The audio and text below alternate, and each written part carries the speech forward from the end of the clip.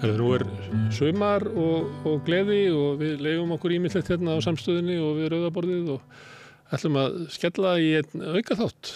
Þannig að góðkunningi þáttarins, Hilmar Þór Hilmarsson, prófessor á Akureyri, hann kemur alltaf hérna við rauðaborðið á leið sinni út í heim og aftur tilbaka.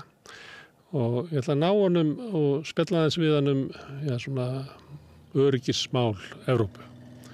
Reyna að ná honum í svona samtal eins og alltaf góð samtalinn sem við eigum við hann, en ég ætla kannski taka svona aðeins lengra samtal og labba aðeins Evrópu og skoða svæði og staði sem að getur orðið átakasvæði. Það rafmagnað andrúmsloft í heimspólitíkinni og ekki síst í Evrópu og það má lítið út að bregða á þess að það getur orðið átök, stríðsátök, einhver erfiðleikar. Við ætlum að labba Evrópu og náttúrulega fjalla leiðina ástandið í heimsmálunum og kannski öryggisstefnu íslenskra stjórnvalda, sem að því miður eiginlega samstofna öryggisstefnu Bandaríkjanna. Það virðist vera að íslensk stjórnvöld líta svo á að það sem eru hagsmunir Bandaríkjanna eru jafnframt okkar hagsmunir, en þannig það auðvitað ekki. Ég ætla að spjalla sem sagt við Hilmar hérna í svona litlum aukaþætti sem við skjótum inn í sumardagskrana. En áður en ég geri það, að þá minni ég á að við erum ennþá að hvetja fólk til þess að hjálpa okkur að byggja upp samstöðuna. Því ég gert það með tvennum hætti. Annars vegar með því að benda vinum og vandamönnum á efni sem þið hafið séð hér og ykkur líkar. Þá kíkir fólk á það og við það stækkar dreifikerfið okkar, þannig virka samskiptamiðlar. Þið getur bent á að það má finna efnið okkar á Facebook undir nafni samstöðurinnar, á YouTube undir nafni samstöðurinnar, á öllum hlaðvarsveitum undir nafni samstöðurinnar og einstakra þátta sem eru hér á samstöðinni. Við erum í útvarpinu, það má ná okkur á FM 89,1 á stóru höfuðborgarsvæðinu, en það má sækja þær útvarpssendingar líka á spilaran, spilari.is á netinu og svo spilari líka app sem má hlaða niður í síman og hlusta á samstöðina og reyndar allar íslenskar útvarpsstöðvar hvað sem í heiminum. Við erum komin í sjónvarpið til þeirra sem eru svo klók að skipta við síman. Þar eru við númer 5 á fjarstýringunni. Það vefst eitthvað fyrir öðru fjarskiptafyrirtækjum eins og Sín og Nova að bjóða sínum viðskiptavinum upp á samstöðuna. Þau vilja rukka okkur svo mikla peninga sem við ráðum ekkert við, en það þannig víðast hvar í heiminum að það eru dreifiaðilarnir sem að greiða efnisveitunum, en ekki öfugt eins og verið eiga að tróða upp á Íslendinga að efnisveitunar, jafnvel fátæk fyrirtæki eins og samstöðin, eiga að borga forríkum fjarskiptafyrirtækjum fyrir að koma efninu til sinna viðskiptavina fjarskiptafyrirtækjana. Þið getur líka hjálpað okkur slegist í hóp þeirra sem eru raunverulega að byggja upp samstöðuna, sem eru áskrifendur. Það eru samkvæmt könnunum 40.000 manns sem að horfa eða hlusta á þætti samstöðunar einhvern tíma vikunar. Af þeim eru 1350 sem hafa gerst áskrifendur. Og það náttúrulega þeir sem að búa raunverulega til efnið sem að þeir eru að horfa á og njóta. Hugmyndin svo að okkur takist að byggja upp þennan öfluga umræðu vettvang og fjölmiðil, fyrst og fremst með framlagi almennings, þannig að þetta sé vettvangur og fjölmiðil sem að ekki háður bakkjörlum eins og útgerðaraðlinum sem heldur út í mokkanum eða einhverjum svona businessköllum sem að halda út í viðskiptablaðinu og Vísi og Stöð 2 og öllu því. Og við teljum það sem að stundum að samstöðuna að það sé mikilvægt að það sé til einhver vettvangur í samfélagum sem ekki háður auglýsendum að sama marki og markimiðlar eða það að sé einhverjir ríkikallar sem að hendi peningum inn í fjölmiðlana. Það sé mikilvægt að almenningi takist að byggja upp svona sinn miðil og sinn vettvang og við trúum því að samstöðun sé á góður leið með að vera slíku vettvangur. Ef að þú ert kannski búin að hugsa lengi að slást í hópa áskrifenda en ekki látið verða að því, þá hvet ég til þess að gera það sem allra fyrst. Þú ferð þá inn á samstöðun.is, það knappur sem ástendur áskrift. Þar getur þú skráði fyrir grunnáskriftinni sem 2.500 krónur á mánuði. Þú mátt borga meira ef þú vilt og þið sem að kjósið geti látið áskriftina renna sem félagsgjöldin í Alþýðufélagið og það Alþýðufélagið sem á og rekur samstöðuna fyrir 2.500 krónur á mánuði, farið allt efnið okkar en eignast líka fjölmiðil í félagi með öðrum áskrifendum. Það er aldrei skoðuð dýl. Þetta var nú svona erindið mitt til ykkar sumar. Við ætlum að gera örstuhlé og svo fæ ég hann Hilmar Þór Hilmarsson og við ætlum að fara út í svona gaumgæfilega umræðu öryggismál Evrópu og heimspólitíkina. Eftir augnablik. Allt það besta er ókeypis. Knúsaðu vini þína. Samstöðin þar sem manneskjurnar koma saman.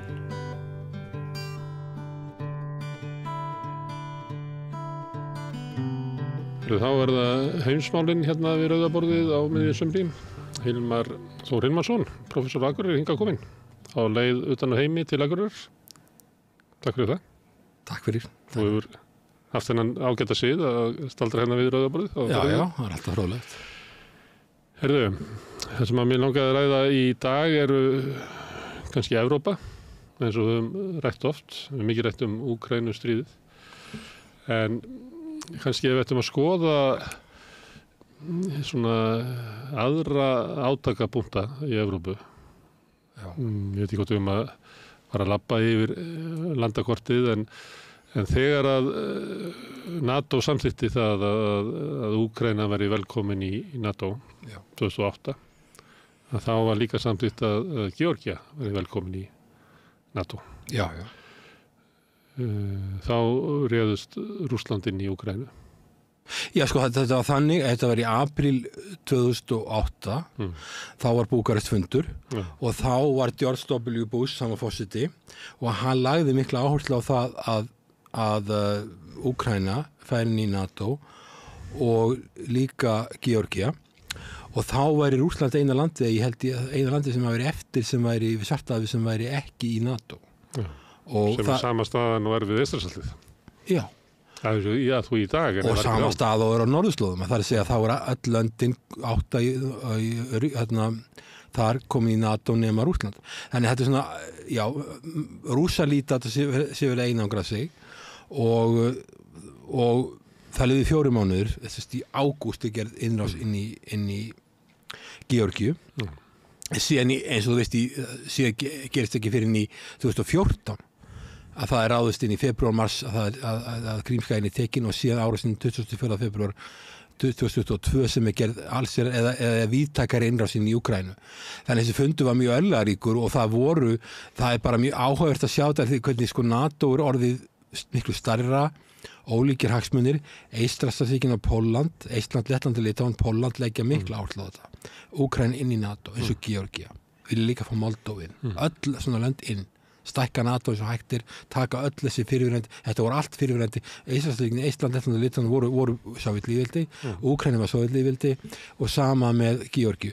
Það er að segja vildu ná því í gegn og þetta var mjög örlagaríkur fundur og hérna og eins og segir, það var strax til 4 mánuði var innrás inn í Georgíu. Og þá ég man eftir á þeim tíma að þá var talað að það gæti ekki orðið að innkomu Georgíu í NATO vegna þess að það sé ekki að taka við löndum sem eigi landamæradeilum og Rússar réðust þarna eitthvað inn og hernumdu hluta og það var talað að þeir ætluðu að taka landið en svo bökkuðu og voru þarna bara á einhverju smá sneið á landinu.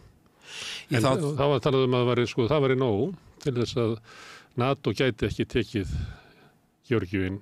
Já, það bæði við Evrópusambandið og við NATO að ef það eru landamæradeilur að þá, sko, sérstaklega með varnarbandalag ef þú veist ekki hvað landamærin þú veist ekki hvernig verið að ráðast á. Hugsa náttúrulega svo að NATO, ef Georgía gengin í NATO, að þá var NATO komin bara í stríð við Rússland vegna þess að Georgía er í óvirku stríði við Rússland. Þannig að Rússar gafði ekki sett við þetta er náttúrulega mjög viðkvæmt svæði út af Svartahafinu, aðgangur Svartahafinu og þetta Rússar sögðu það að þetta myndi leiða til átaka og að segja það mjög lengi áður. En því var ekki trúa því það hefði farið fram stækkanir áður. Fyrst var það Pólland, Ungverjaland og Tékkland 99 og síðan 2004 fara miklu fleiri löndin, þar að með Ísland, Lettland og Litáen, Slóvakía og fleiri lönd, Rúmeníu og Búlgaría. Því var trúað að rússar myndi ekki gera neitt. Þetta væri bara þess að þeir væri að blöffa, þeir ætluðu sér að þeir myndi ekkert gera og þeir myndi bara kyngja þessu. Þeir hefðu ekki styrk til þess að gera neitt, þannig þeir hefðu bara að setja sig við stöðuna þó að þeir litu svo á að það verið sínir öryggishagsmunir að NATO myndi ekki umkringja það á Svartahafi eða... Já, og þetta William Burns gerði grein fyrir þessu fyrir fundin, ég held ég verið í febrúar sem að skrifa til Condoleezza Rice minnisblað það að þetta myndi að það sé ekki bara Putin, þetta sé bara almennt elitan í Rússlandi lítið á þetta sem mikla grunn við Rússlandi að þetta verið gert, en það var ákveðið að gera þetta og treyst á það að þetta myndi ganga eftir og þau myndi bara kyngja þessu eins og öðru, en ég held að það hefði einhvern tímann komið að því að NATO myndi sjóð upp úr varðandi stækkun NATO. Svo vaknar þetta líka spurningar hver tilgangur með því að stækka NATO svona mikið, hvað á NATO að fara langt? Georgía er að hluta til í Evrópu, Georgía er einhvern veginn svona milli, eða ekki, Austur-Evrópu og Vestur-Asíu. Þannig að spurningi hvort að hver er tilgangur með þessu? Við náttúrulega að segja það að ná að einangra Rússland við Svartahafi, það hlýtur hver aðila að sjá það að land sem hefur svona takmarkaðan aðganga sjó að þetta myndi verða ögrun. En allavega George W. Bush taldi þetta myndi ganga og hann hafði hluta NATO-ríkina með sér, en hluti þeirra mikilvæg ríki eins og Frakkland og Þýskaland lita á þessi stríðsyfirlýsingu í Rússland og bara voru á móti þessu. En ef við förum bara til að því við má fara með því að hvar væri möguleiki á því að átök myndi brjótast út. Er staðan í Georgíu þannig að þannig gæti orðið virkt stríð aftur á milli Georgíu með stuðningi NATO gegn Rússlandi, eða rússar myndu reyna að leggja landið undir sig? Já, ég held að við vitum hvað við gert í Rússlandi, ég held að NATO mun ekki reyna að taka Georgíu inn á meðan, það þarf að útkljá þetta mál með Georgíu, en Georgíu er líka reyna að komast inn í Evrópusambandið. Hún er eins og Úkraína, hún er candidate country, hún er umsóknarríki og mér finnst að Georgía hefði frekar eins og Úkraína að fara þá leið. Til dæmis Úkraína var komin árið 2017 með auka association agreement og hefði getað náð því, en Georgía ég held að það sé getur verið að reyna að vinna því að þetta er alvöru núna að Georgía farin í NATO. Úkraína sé ofstór biti nú þegar. Úkraína er bara óútkljáð mál og NATO er ekkert að koma vel út úr því stríði. Við erum í miklu vanda og svona þegar eru forsetakosningar í Bandaríkjunum framundan og nú er Zelenski að segja það að hann vilja fá að vita hver staða Bandaríkjanna er og hvað Trump vilja gera.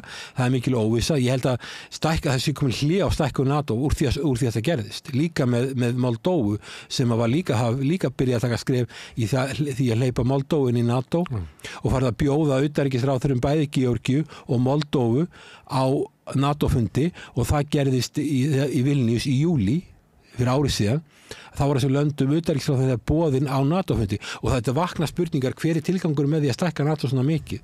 Hvað er markmiðið með þessu? Er ekki svarið hjá þeim að ef þú vilt koma í NATO þá er það bara velkomin? Ef Georgía vill koma í NATO open door policy bara? Það er þetta open door policy en það hefur fyrir okkur Íslendinga íslenskir utanríkisráðherrar hafa alltaf talað bergmál af þetta open door policy, alltaf.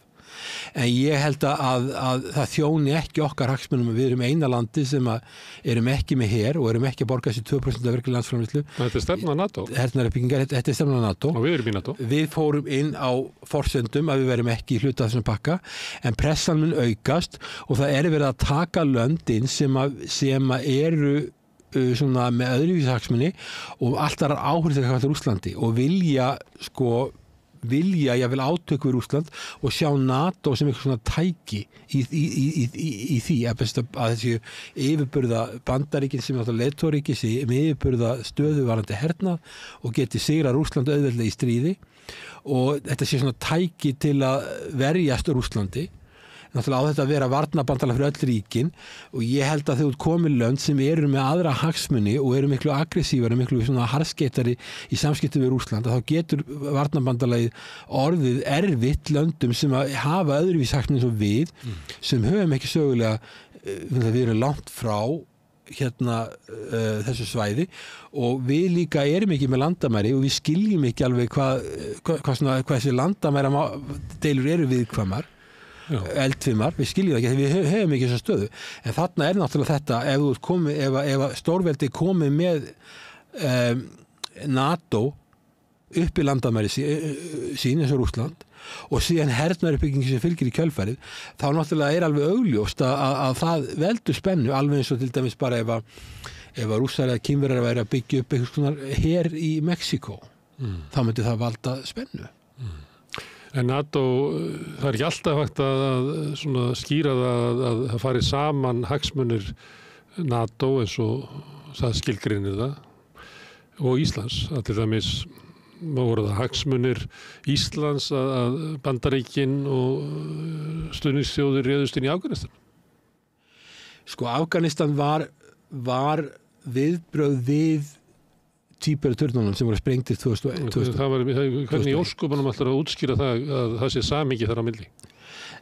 Þá var svo kallar Article 5 garantí sem er árás og eitt ríki árás og öll, það var virkjað. Þeir sem að réðust á Bandaríki þá voru svona óformlegur hryðjuverkahópur og tengist NATO eða Írak ekki skapalegt og við getum bara ráðist á allan heiminn þessuna. Þetta má deila, þetta var mjög, ég man eftir þessu sjálfur, ég var í námi í New York sjálfur, þekki þessa bygginga mjög vel og þetta var mjög viðkvæmt, þetta gerðist og Bandaríkin höfðu gríðarlega mikið samúðarbylgja og þau fengu lönd með sér til að fara í þessa vegferð. Einhverju hefndarleið okkur. Og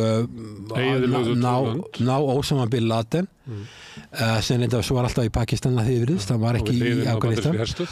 Og lönd eins og Eystrasaltsríkin á þessu tímabili þau voru að senda her og vopn þetta stríð stóð yfir í 20 ár alveg til 2021 og endaði eins og það endaði. En hvernig getur þú réttlætt það að þetta séu varnarhagsmunir Íslands að styðja innrásin í Afganistan? Ég held að ef þú ert í varnarbandalagi þá er ekki alltaf víst að það séu hagsmunir þínir að verja eða gera, við getum náttúrulega ekki varinn eitthvað, við höfum ekki her. En við getum ekki bara valið, þannig við verðum bara að gera það sem að Já, ef þú ert í varnarbandalagi og Article 5 garantí er virkjað, þá verður að gera Þú getur sagt nei við því.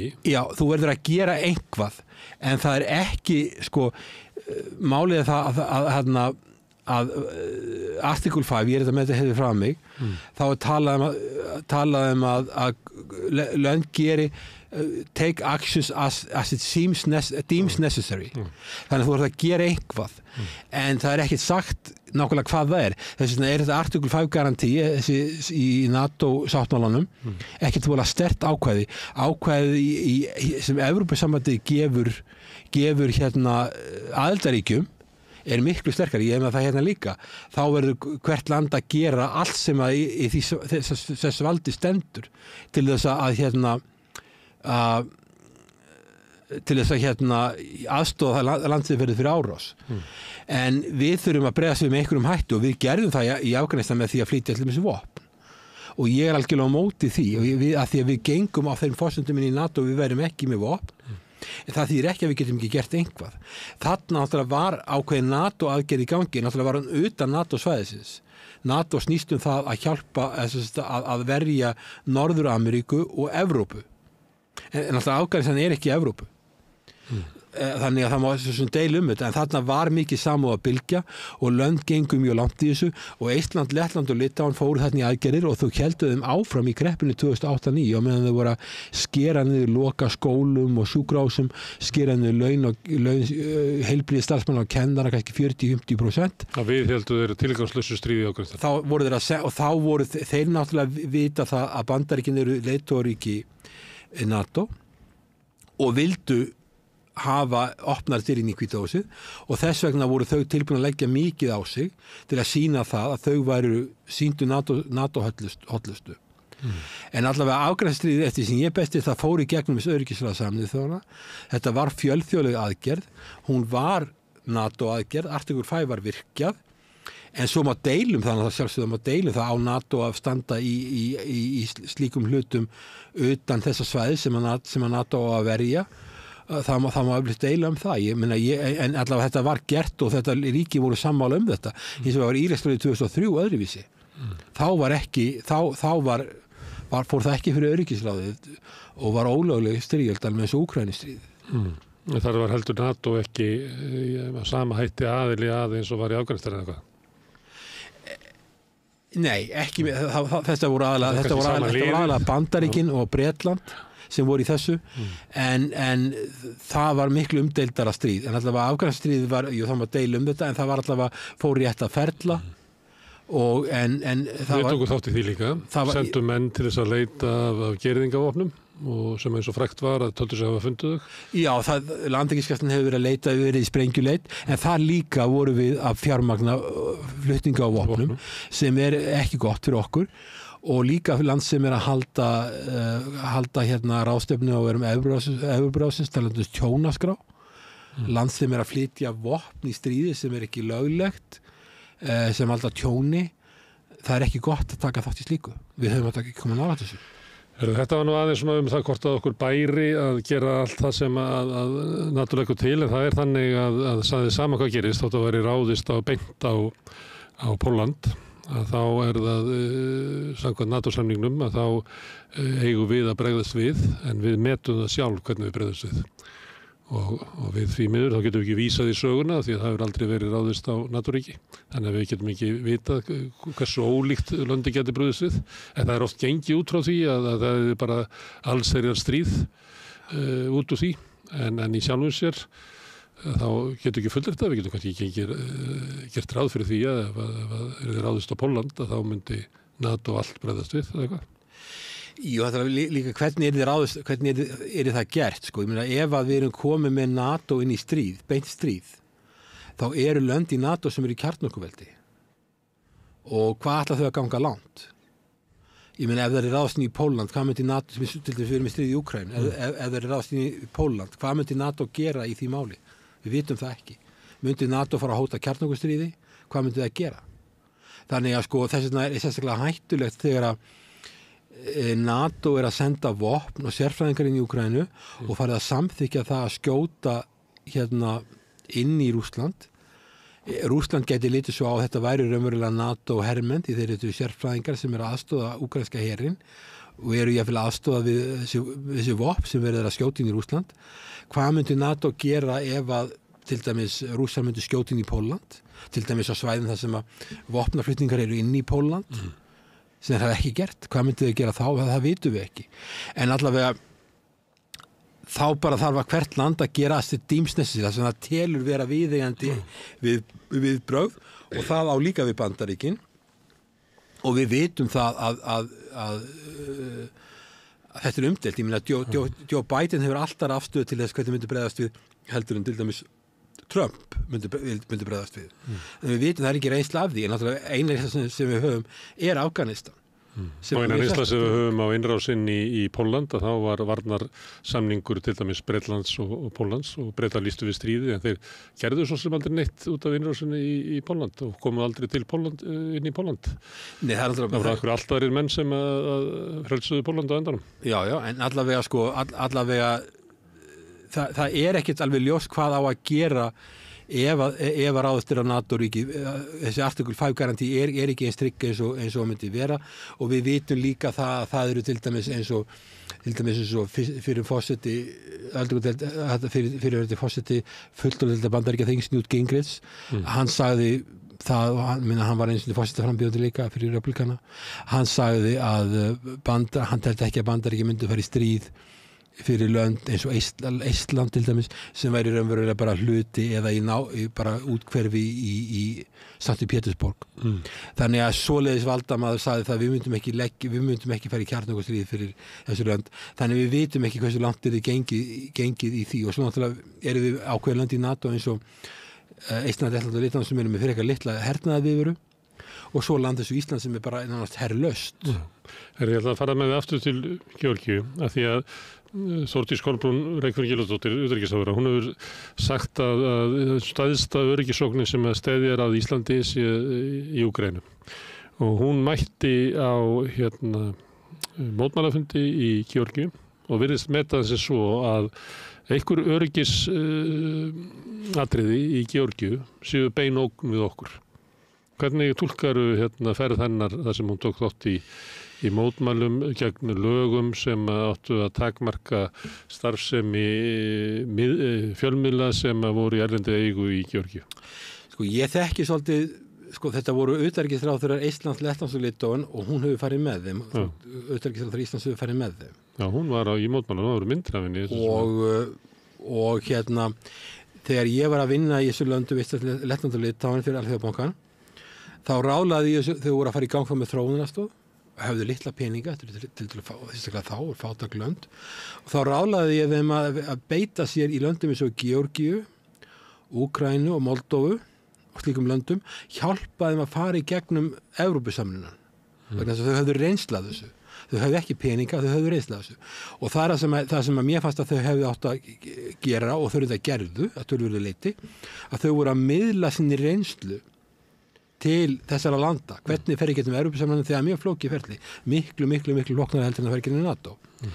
Síðan þetta kemur þarna, ég hef ekki kynnt mér þetta mál mjög mikið með Úkraínu, með Georgíu, en þarna er verið að mótmæla einhverju lagasetningu það að fjölmiðlar sem í eigu að hluta útlend í erlendra aðila. Meir en 25% minni með að 20% eitthvað stygt. Þarna vakna ákveðin álitamál. En ég myndi halda það að Radio Free Europe var eitthvað spönnuð, sem reikin af Bandaríkjunum. Ég held að þetta skrá sig, að þetta er að vita að þau væri með erlend eignahald. Ég hef ekki skoðað það í smáatriðum. En ég held að svona mál, það sem að NATO og ESB er með þá hugmynd að útbreiða lýðræði út allan heim. Ég held að lýðræðisþróun, hún tekur tíma og þessi lönd þurfa svolítið að fá að fara í gegnum þetta ferli sjálf. Þetta er eins og með Úkraínu, til dæmis þegar að þar var gerð uppreisn gegn sitjandi forseta Janukovic, þá var til dæmis aðstoðarutanríkisráðherra Bandaríkjanna, Newland, hún var á þessu fræga torgi þarna að dreifa kökum til mótmælenda. Og það var líka náðist eitthvað samtal sem er á netina sem hún er að tala við sendiherra Bandaríkjanna hver eigi að sitja í ríkisstjórn landsins. Ég held að lönd verða að fá ákveðin svigrúm til þess að eiga við sín innri mál og lýðræðisþróun sjálf. Og ég myndi til dæmis ekki halda að það væri mjög heppilegt að ráðherrar erlendra ríkja væru við Austurvöll að mótmæla þegar Íslendingar eru að mótmæla. Það er eðlilegt að þessi lýðræðisþróun eigi sér stað. Ég skil alveg Íslandsríkin, þau finna mjög mikið til með Georgíu. Þetta er fyrirverandi Sovétlýðveldi og þau þurftu að berjast fyrir sínu. En ég hef vissar efasemdur að svona aðferð þetta skili árangri. Það er eitthvað að þessu, gæti ekki íslensk stjórnvöld bara stutt opinskátt sjálfstæðisbaráttu Færeyja eða Skota eða Katalóna eða mögum ekki bara taka þátt í baráttu fólks alls þar í heiminum fyrir bara frelsi og sjálfstæði? Ég hef nú verið til dæmis einu sinni á Arctic Circle og þar var verið að ræða Grænland og Færeyjar og sjálfstæði þeirra og þar fannst menn það pirra Dani til dæmis hvað Íslendingar voru að stilla upp þessum málum, sjálfstæðismálum Grænlendinga og Færeyinga stilla þessu upp og gefa þessu mikið pláss þessari umræðu sem að kannski Danir vildi ekkert að við værum með í gangi, en við höfum gert það og mér finnst það alveg eðlilegt að við erum smáríki, ef að þeir eru með sjálfstæðistilburði, að við séum svona vegna okkar reynslu, alveg eins og ég var að segja áðan, þegar ég sagði við Ísland, Lettland og Litáen, þið eru búin að fara í gegnum Evrópusamvinnuna sem er mjög flókið, var gríðalegt álag á þessu lönd á sinni tíma, að þið ákveður hjálpið ekki Úkraínu, Georgíu og Moldóvu að gera það, vegna þess að það kunna þau og það ferli, ef að það hefði verið farið, þá hefði verið miklu minni líkur á þessari innrás í Georgíu og Úkraínu. Og það kemur fram í gögnum sem að Newsweek lag nýlega, varðandi samningaviðræðurnar í Istanbúl í mars, að þá var Rússland tilbúið að taka þetta greina til þess að Úkraína færi inn í Evrópusambandið. Þannig að sko, mér finnst að við getum hjálpað þessu löndum, en þú verður að velja rétta leiðir, að fara að senda, að gera að viðkomandi aðila að varnarbandalagi sem að Rússland lítur á sem hernaðarbandalag og árásabandalag. Það er mjög óskynsamlegt. En við sjáum við það að lönd sem eru þroskuð, með þroskaða stofnanir og eru í lýðræðisríki og gott menntakerfi, því Úkraína er ekki með það, eins og Finnland, að þeir gerðu hlutina í réttri röð. Þeir tóku Evrópusambandsaðilana fyrst, gengu fyrst inn í EFTA, tóku langan tíma, við gengum inn, Danmörk, Noregur og Svíþjóð gengu inn 1960, þeir EFTA stofnað, við 1970, Finnland ekki fyrir 1986, og svo takaði skrefin að ganga í Evrópusambandið þegar Sovétríkin falla, og taka NATO löngu síðar. Þeir gera hlutin í réttri röð, en Úkraína gerir allt í rangri röð. Úkraína hefur bara verið blekkt hvað eftir annað. Við sjáum bara þetta með Budapest-memorandum þegar kjarnavopnin er tekin á Úkraínu, öll kjarnavopn, og látum bara Rússar að hafa þau. Við vissum að stóra landi myndi banka eitthvað inn á dyrnar. Við sjáum þetta með... Er það svo að fólk hafi vitað það fyrir? Var ekki bara einfallega hagsmunir Bandaríkjanna að hafa sem fæst kjarnorkuveldi í heiminum? Það voru rökin og Bill Clinton leitið þetta, en hann sagði nýlega í viðtali að það verið sér að kenna, að hann hefði gert þessi mistök, að verið sér að kenna að þetta stríð í Úkraínu væri. En hann hefði aldrei á þessum tíma getað tekið aðra ákvörðun. Það voru alltaf litið svo á að það væri hagsmunir Bandaríkjanna að það er nógu mörg kjarnorkuveldi í heiminum, svo fyrir ekki að fjölgaði með því að hafa bæði Rússland og Úkraínu kjarnorkuveldi. Hvað viltu, Hvíta-Rússland líka? Það voru kjarnorkuvopn þar líka. Við myndum ekki vilja til dæmis að Íran væri með kjarnorkuvopn. Hvíta-Rússland? Já, en allavega Úkraína er gamalt innríki og er stórt land, og þetta var hæpin ákvörðun, því að það var líka undan því að Rússar myndi bankadyrnar voru háar. Þetta er eitt dæmi. Annað dæmi er þetta Búkarest ályktunin sem að 2008, og svo heldur þetta bara áfram. Nú heldur áfram blekkingin. Nú er verið að tala um að Úkraína sé að fara inn í Evrópusambandið. Ég myndi ekki taka neitt marka á hvað Bill Clinton er að segja á einhverju ræðu þar sem hefur verið að borga hana fyrir að koma sem fyrirlesar einhvers staðar. Það er að þykjast að vera eitthvað voða sár yfir einhverju ákvarðun og hann byrja á, ég myndi ekki taka neitt marka á þessu. Það er ekki fræðilegu möguleiki að Bill Clinton hefði tekið það aðra ákvarðun en að Sovétríkin eru kjarnorkuveldi, þá bara pökkum við öllum kjarnorkuvopnunum inn í Rússland. Við erum ekki að fara að hafa Úkraínu og Hvíta-Rússland og önnur fyrrum Sovétlýðveldi sem kjarnorkuveldi. Kazakstan, viltu hafa kjarnorkuveldi þar? Nei, sko, kjarnorkuvopni eru mjög óæskileg og ég meina við vitum Norður-Kórea, það er svo skrítið, sko, Norður-Kórea er með eitthvað lítið kjarnorkuvopn, nokkuð kjarnorkuvopn, og þetta er engum til hugar að gera árás á þá. Rússar eru með 6.000 kjarnorkuvopna, mest eða næstmest allra land í heiminum, og þeir héldu áfram að þróa sín kjarnorkuvopn eftir að Bandaríkjamenn vesturvíta hættu því þegar Reagan var forseti, og við erum í stríði við þá. Kjarnorkuvopn eru mjög óæskileg, en Úkraína var með stórt kjarnorkuprógram, eitthvað það stærsta í heiminum, og ef hún hefði haldið eftir einhverju litlu prógrami, bara einhverju málamynda, þá væri það nóg. En það er mjög óæskilegt. Svo líka er gerð önnur mistök með þetta varðandi Búkarest, og svo er gerð mistök líka var nú Úkraína farin í Evrópusambandið, sem er líka blekking. Og svo er Úkraína fífluð aftur með því að segja að halda friðarástefnu þar sem Rússland er ekki með. Þannig að það er hvað eftir annað er þetta land, þetta er reynslulaust land. Rakið eiginlega út í vesturstöðu. Já, þetta er land með veika stofnanir. Þetta er land sem er ekkert lýðræðisríki, þó að sé ekkert meira lýðræðisríki heldur en Rússland. Mikið spilling, lítil geta. Þeir eru búin að tapa sínu besta fólki áður en að stríðið hófst í febrúar 2022. Tapaði á landinu og þannig að tapaði restinni núna á vígvellinum. Forsetinn þeirra, hann er reynslulaus. Hann er aldrei inn í alþjóðastofnun, hann er aldrei inn í alþjóðasamskiptum. Það er búin að blekkja hann hvað eftir annað. Og hann er með alls konar skrýtnar hugmyndir. En hann er svolítið stór player á alþjóðlega sviðinu. Hann var núna að rukka Trump einhver afstöðu.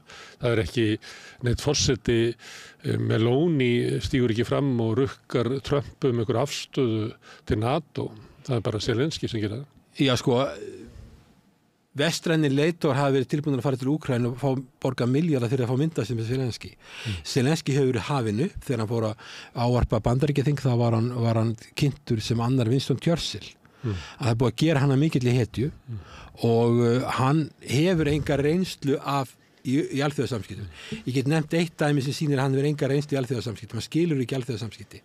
Hann sagði það að af því að Ísrael var ekki NATO og Bandaríkin var í beinu stríði með Ísrael gegn Íran, þá ætti Bandaríkin að gera það saman fyrir Úkraínu. Hann skilur ekki að Ísrael hefur miklu sterkari sambönd við Bandaríkin heldur en nokkurt NATO-ríki hefur nokkuð tímann haft og NATO til samanlagt. Ísrael hefur miklu sterkari sambönd. Fyrir utan það að ef þú fyrir stríði við Íran þá það erfitt mál, allavega það erfitt, þeir eru ekki komið með kjarnakópn, ekki við vitum, ef þú komið stríði við Rússland þá það miklu stærra mál. Að vera að bera þetta saman sýnir takmarkaðan skilning.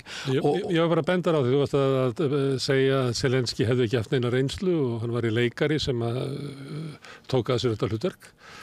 Að ég bara að benda á að svona staða hans á svona heimsviðinu mjög sérstök í dag og ég held að það sé bara ekki fræðilegu möguleiki að forsætisráðherra í Evrópu færi að rukka frambjóðendur í forsetakjöri í Bandaríkjunum með einhver tiltekna afstöðu eins og að í því fælist einhvern veginn hvort þau væru hæfir til kjörs eða ekki Trump hefur verið með yfirlýsingar eins og þú veist, hann sagði það að Zelenski verið mestu sölumar í heimi, hann kemur til Bandaríkjana og walks away with $60 billion, gengur í burtu með $60 milliardar bara og svo þegar hann komið til Úkraínu þá byrjar hann aðra $60 milliardar og þetta, Trump er náttúrulega maður sem talar hann lítur á Zelenski sem svona konmenn sem bara blekkja peninga út úr Vesturvöldum. American First Policy og það alveg ljóst að öll þessi stríðsrekstur Bandaríkjana sem búin að vera í Afganistan, Írak, Sýrlandi, Líbíu, getum haldið að telja, hefur leitt til þess að Bandaríkin hafi ekki haft efna á því að byggja upp sína innviði almennilega. Tala ekki heilbrigði. Það og skattaafslætti til hennar ríku, við erum að hafa því til Já, það er náttúrulega tekjudreifingi hjá þeim. En eins og eru innviðir í Bandaríkjunum bara hryllilega veikir, það bara að þú skoða veginn og flugvellin. Víða, já. Þess að bara netsambandi í Bandaríkjunum bara einhverjum árum á eftir öðrum. Já, og mörgum árum eftir Kína. Eináttu verið að Trump hefur mikið tjóðlega fylgir það að hann var eini fyrir utan heilbrigðiskerfi og skólakerfi og flera Já, þó að sé mjög dýrt þá virkar það ekki en þetta virkar ekki hérna heldur að hluta til en Trump, hann hefur fengið fylgi út af því að það er óanægja náttúrulega í Bandaríkjunum út af þessu endaru stríðsrekstur og það er talið í trilljónum og innviðinir eru ekki lægi og auðvitað eru Bandaríkjamenn óanægðir með þetta og það er eina ástæðan fyrir því að hann fær fylgi en með Zelenski þá er Trump að segja ég get bara lokið þessu stríði með einu símtali bara til Moskvu bara einum sólarhring og þá spyr Zelenski hvers konar samningar er þetta að tala ég meina því hann náttúrulega búin að tapa landi hann er búin að tapa fólki hann veit ekki hvernig stað landsins verður gagnvart Evrópusambandinu að NATO. Svo við farið inn að leiða einhver svona upp á loforð Bandaríkjanna að þetta gæti blessast á endanum. Og svo kemur ný forseti Bandaríkjanna sem segir bara nú hættu þessu bara. Leiðtogar Vesturlanda hafa sagt það lengi, alveg frá byrjunstríðis svo lengi að Úkraína verði að vinna stríðið og muni eiginlega vinna stríðið. Og það er eitthvað sem við höfum talað í langa tíma að sé óhreinlegt en menn hafa trúað þessu. Ég held að ég trúi þess ekki. Stundum það þannig að þú ert í ykkur ástandi að kannski vita allir að þetta gengur ekki upp en valkosturinn til hliðar sem þú gæti tekið annars, hann bara ekki tilbúin Það bara að fólk getur ekki, til dæmis Þórdís Kolbrún Reykjavík Gylfadóttir, gæti ekki komið fram og sagt að við höfum verið í 2 ár og rúmlega að tala fyrir fullnaða sigur í Úkraínu á vígvellinum, að það sé raunhæft markmið og við höfum stutt það. En núna hefur við búin að verða að viðurkenna það að kannski í 1,5 ára á þessu tíma þá vissum við alveg að þetta var óraunhæft en við höfðum bara ekki valkost, við gátum ekki boðið upp á sem að væri þá líklega friðaviðræður eða eitthvað slíkt. Það var bara pólitískt ómögulegt fyrir mig og önnur stjórnvöld og Vesturvöldum að viðurkenna það. En núna er komið svo tími að við verðum bara að viðurkenna það, þannig að nú ætlum við að breyta stefnu og nú ætlum við að reyna að frysta stríðið með einhverjum hætti, reyna að leita ekki að góðum valkosti fyrir Úkraínu, heldur besta valkosti sem er í boði og það mun þýða það að kannski verður Krímskagina í Rússlandi eða við frestum því að taka ákvörðun það hvaða mál það er. Það verður einhver sjálfstjórn í austurhlutunum eða eitthvað slíkt sem að fólki þar og stjórnvöld í Kreml geta sett sig við og að Úkraína gangi ekki í NATO en það verður hins vegar samkomulag margra ríkja með annars Bandaríkjanna og Bretlands og Frakklands og Þýskalands og Kína og Rússlands að það verði ekki hernaður frá Úkraínu inn í Rússland. Góð greining á þessu. Þetta er svona, ég er bara tíma það sem ekki aðþykka því. Ég vann í SSR-ríkjunum frá 99 til 2003 og ég ferðast með allir Sýrland og var að skoða hvað varðum sovjetvopnin sem þarna voru. Þeim var bara hendi yfir til Rússlands. Það voru, þegar ég var að tala við aðila, hvort sem ég er að tala höfuðstöðu NATO, höfuðstöðu Evrópusambandsins eða ráðuneytin við SSR-ríkjana eða hvað þú talaði þá var þessi trú að NATO hefði og Bandaríkin algjör að tæknilega yfirbyrði og Rússland ætti engan séns í stríði við NATO. Það voru ákveðin aðeins að telja þeir bara gætu unni stríð bara til þess skömmu tíma vegna einhverju yfirbyrða. Þetta er það sem menn héldu og fóru þarlegandi í ýmsar aðgerðir en nú er komið ljós að þetta er ekki svona. Auðvitað er þetta ekki svona. Ef þú skoðar mannaflan og ef þú skoðar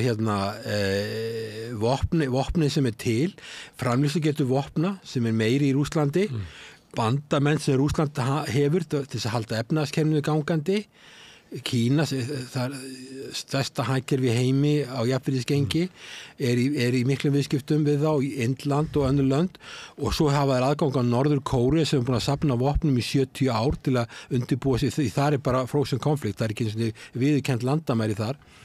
Þannig að Rússland hafði bara miklu sterkara bakland til menn getur sér grein fyrir, það var ekki hægt að lama, það átti að lama hagkerfið þeirra, auðvitað var það algjör steypa. Það eru svona stöðu þar sem að yfirmenn leyniþjónustu á Vesturlöndum ætti að vera að segja af sér að þeir mislásu stöðuna gessalega. Já, maður veldi fyrir sér hvernig stendur á því að þessar leyniþjónustu vissu ekki vopnabirgðir í Sovétríkjunum. Kunnu bara ekki að lesa stöðuna og framleiðslugetuna og svo það að það er ekki nóg að þú hefur gæði, þú ætti líka að hafa magn og Rússlandin hafa alveg gríðilegt magn og Norður Kórea hefur magn. Sumar eldflaugar sem Norður Kórea er að senda til Rússlands fari ekki eins og í lofti sem að þeirra springa ekki þegar það lenda.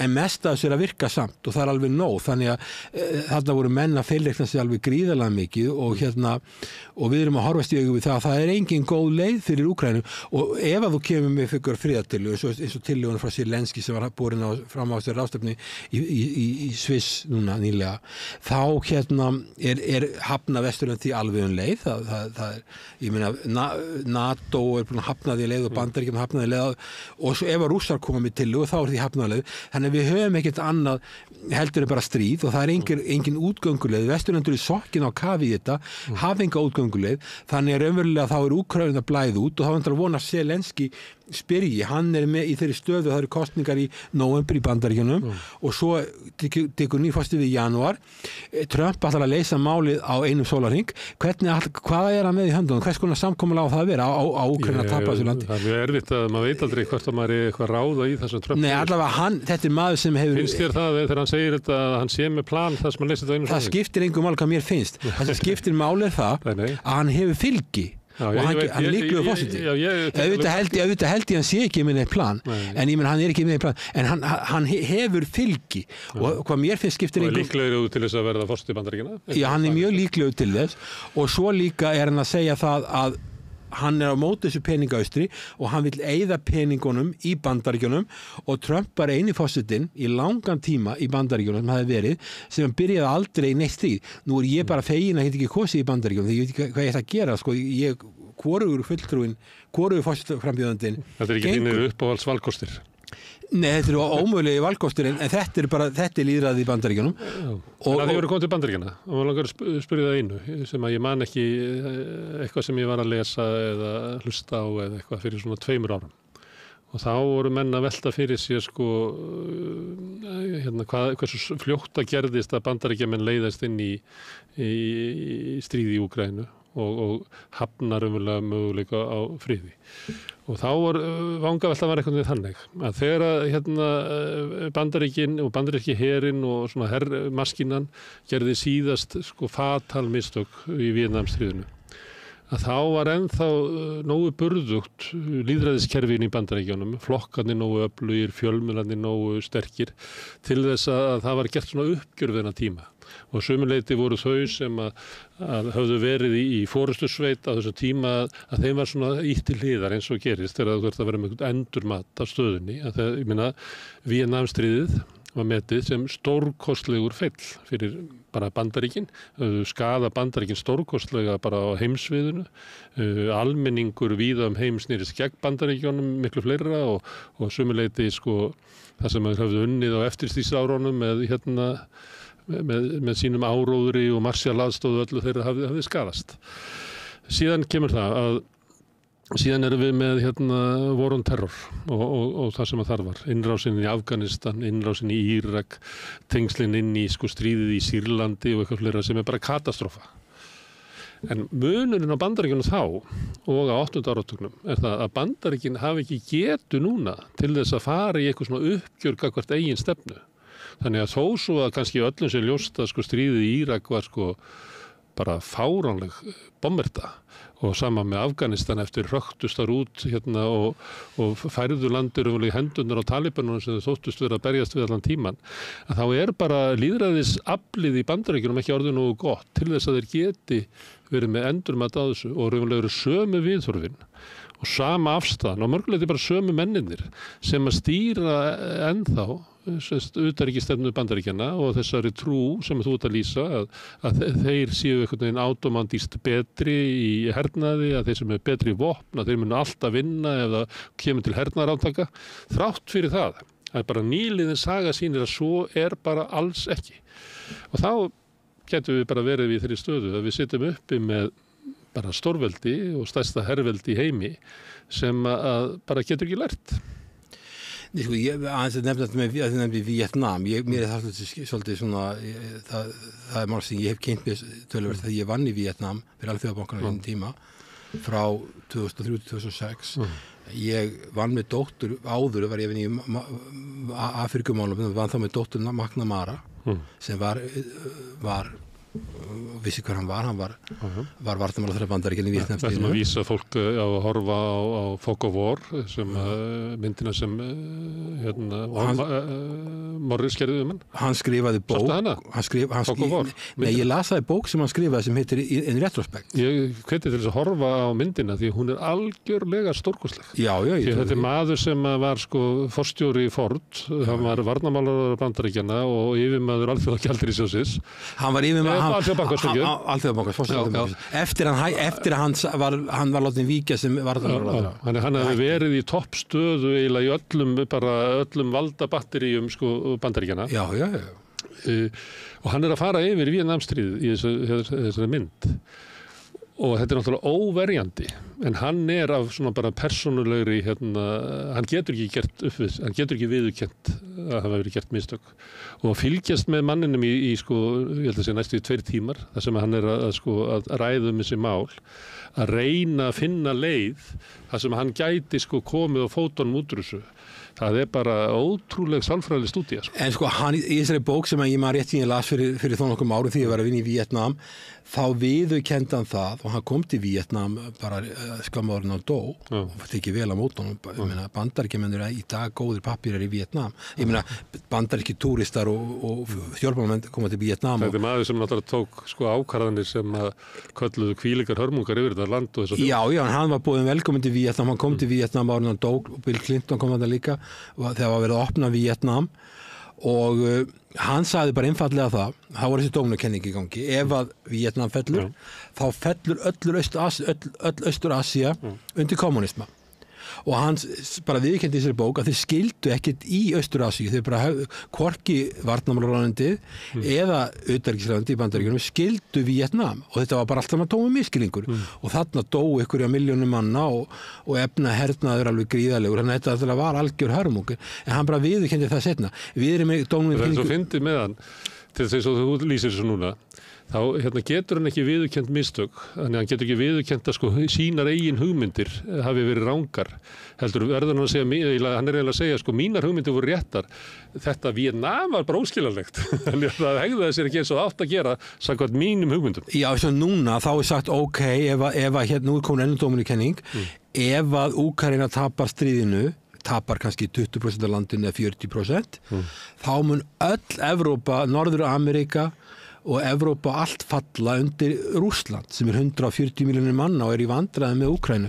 Þannig að sko, mann finnst það líka alveg fáránlegt, en þetta samt ríkjandi hugmynd á Vesturlöndum. Evrópa mun ekki falla þannig, Evrópa mun falla í kosningum og að gera það núna, meðan annars út af efnahagsástandi sem afleiðingar af stríðinu og viðskiptabanninu. Þannig mun Evrópa falla. Já, sko, allavega, ég hef ekki trú á því að Rússland fari að taka hvert NATO-ríki að fætur öðru í styrjöld, en þetta samt það sem ríkjandi viðhorf, og ef við tökum Bandaríkin í dag, þá náttúrulega Joe Biden núna í vandræðum, og hans utanríkisstefna og Blinken er að skila skelfilegum árangri. Það er varandi Úkraínu, mjög misráðið, og ástandi fyrir botni Miðjarðarhafs í Gaza líka mjög slæmt, og mjög slæmt ástand í Austur-Asíu, ekki bara í Suður-Kínahafi og Tævan, og Austur-Kínahafi vildi líka af Kóreuskaganum. Þannig að þessi utanríkisstefna þeirra er að skila mjög slæmum árangri, enda held ég að það sé líka önnur ástæða fyrir því að Donald Trump er á siglingu, og hann segir bara þetta stríð hefði aldrei orðið, og auðvitað voru það líka vombrið, en sko NATO þegar að 2021 þegar að Joe Biden er að tala við Putin, þá virðist Putin hafa metið að svo að hann væri veikur leiðtogi, NATO væri ekki tilbúið í stríð og hann hefur ákveðið að láta þið skara skríða. Og náttúrulega ef að NATO þyrfti að vera þannig stofnun að það væri svona deterrence, það er að segja það myndi öll lönd sjá það að það borgaði sig ekki stríð við NATO, en Putin hefur reiknað það út í sínum haus að það borgaði sig að fara í stríð við NATO, og hann gerði það, og því miður þá virðist að vera þannig að NATO er í verulega miklu vandræðum. Svo er annað vandamál en líka á pólitíska sviðinu, því að við erum með Biden í Bandaríkjunum, við erum með Sunak í Bretlandi, við erum með Macron í Fraklandi, við erum með Scholz í Þýskalandi. Þú veist, það er engir, þú veist, ef það er þannig að Putin er að meta styrk NATO út frá styrk leiðtogana, þá er NATO ekki sterkt. Nei, þetta er mjög veikt. Og svo er líka með Bandaríkin og Vesturlönd, við talum það svo kallar rule-based international order. Og þetta er alveg furðulegt vegna þess að þegar að Sovétríkin voru til, það voru kallað svona bounded orders. Það er að segja, Sovétríkin höfðu sitt kerfi og sína stofnanir, og Bandaríkin og Vesturlönd höfðu sína stofnanir og sín kerfi. Svo falla Sovétríkin, og það rennur svolítið inn í Vesturlöndin. Sovétlíf vil fara inn í Alþjóðabankann, Alþjóðagjaldeyrissjóðinn og inn í Alþjóðaviðskiptastofnunina. En núna er það sem er að gerast, núna erum við aftur komið með svona tvær svona bounded orders. Það er að segja þessi Bandaríkin og Vesturlöndin er með NATO, ESB og Alþjóðastofnanir, Alþjóðabankin, Alþjóðagjaldeyrissjóðurinn, Alþjóðaviðskiptastofnunin, OECD. Þetta eru stofnanir sem eru svona þessi rules-based order. Á móti eru Kínverjar og BRICS að búa til aðra rules-based order. Og ef við ætlum að reka stefnu þannig, svona ef við lest fundagerði NATO eða G7, þá er endalaus væll yfir því að þessi lönd sem eru utan þessa vestræna heims, að þau fylgja öðrum reglum, öðrum siðum og öðrum venjum. En þau munu gera það. Þú getur ekkit, það er óhjákvæmilegt. Það verða til tvær rule-based international orders sem eru hotskakt, eru takast á. Og það leiðir til átaka. Ef þú komið bipolar heim eða multipolar. Sem við erum að koma inn í núna, og mörg dæmi það, ég las það eitthvað. En mér finnst átakanlegt að lesa, sko, mér finnst það svo mikið óraunasæði. Þú getur ekki ætlast þess að lönd eins og Kína og Rússland sem er í stríði við Vesturlönd, beinu stríði, mikið mannfall, mikið tjón og mikið átök, gríðarlegt hatur, ekki traust, halda það að þetta land fari eitthvað að vinna eftir einhverju rule-based order frá Vesturlöndum.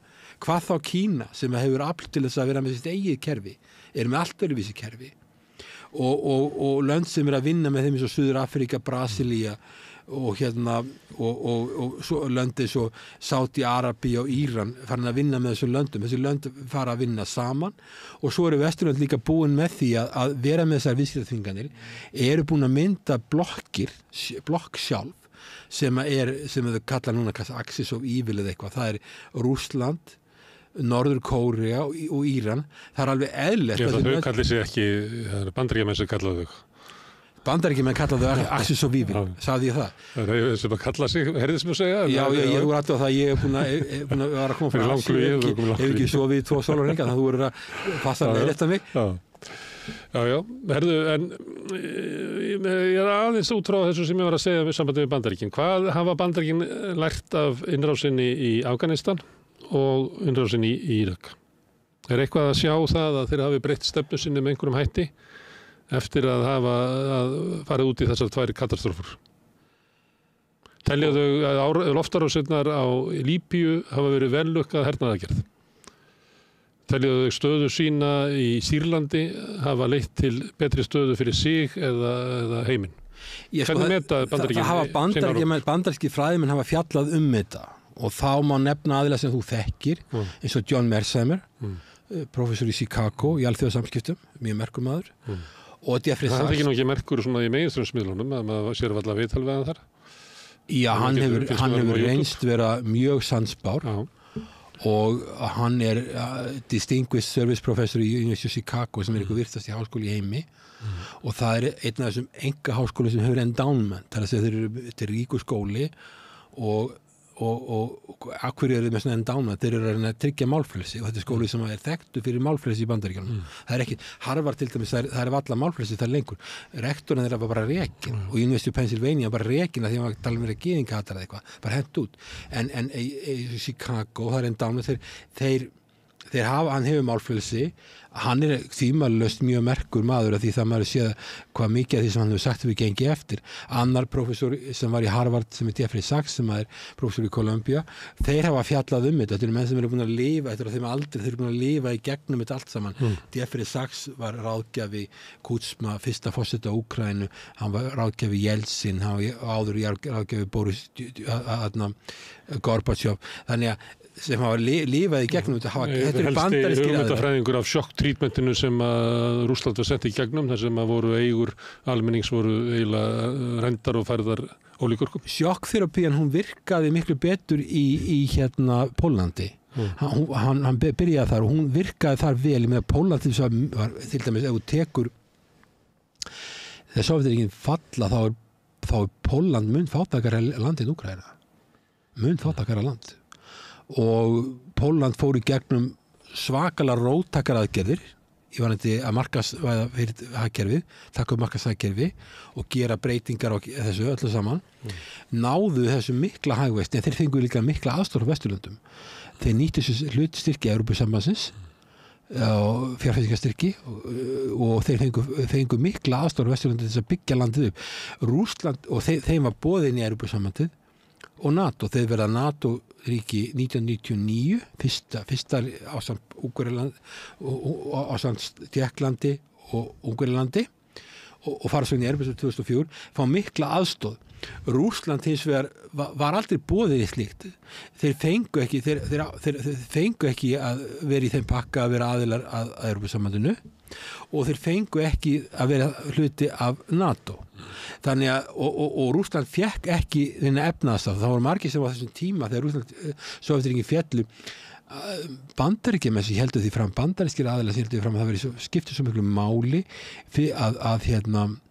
að lýðræðisþróunin í Rússlandi myndi heppnast, að Bandaríkin og Vesturlönd ætti að koma inn í Rússland með mikla aðstoð til að tryggja það, styrkja stofnanirnar og lýðræðið, takast á spillinguna, að það var að tala mikið þetta, en þetta gerðist ekki. Þegar ég var að vinna í Íslandi, Lettlandi og Litáen, hvað var gert? Það voru setta sérstaklega spillingastofnanir á fót til að fylgjast með spillingunni.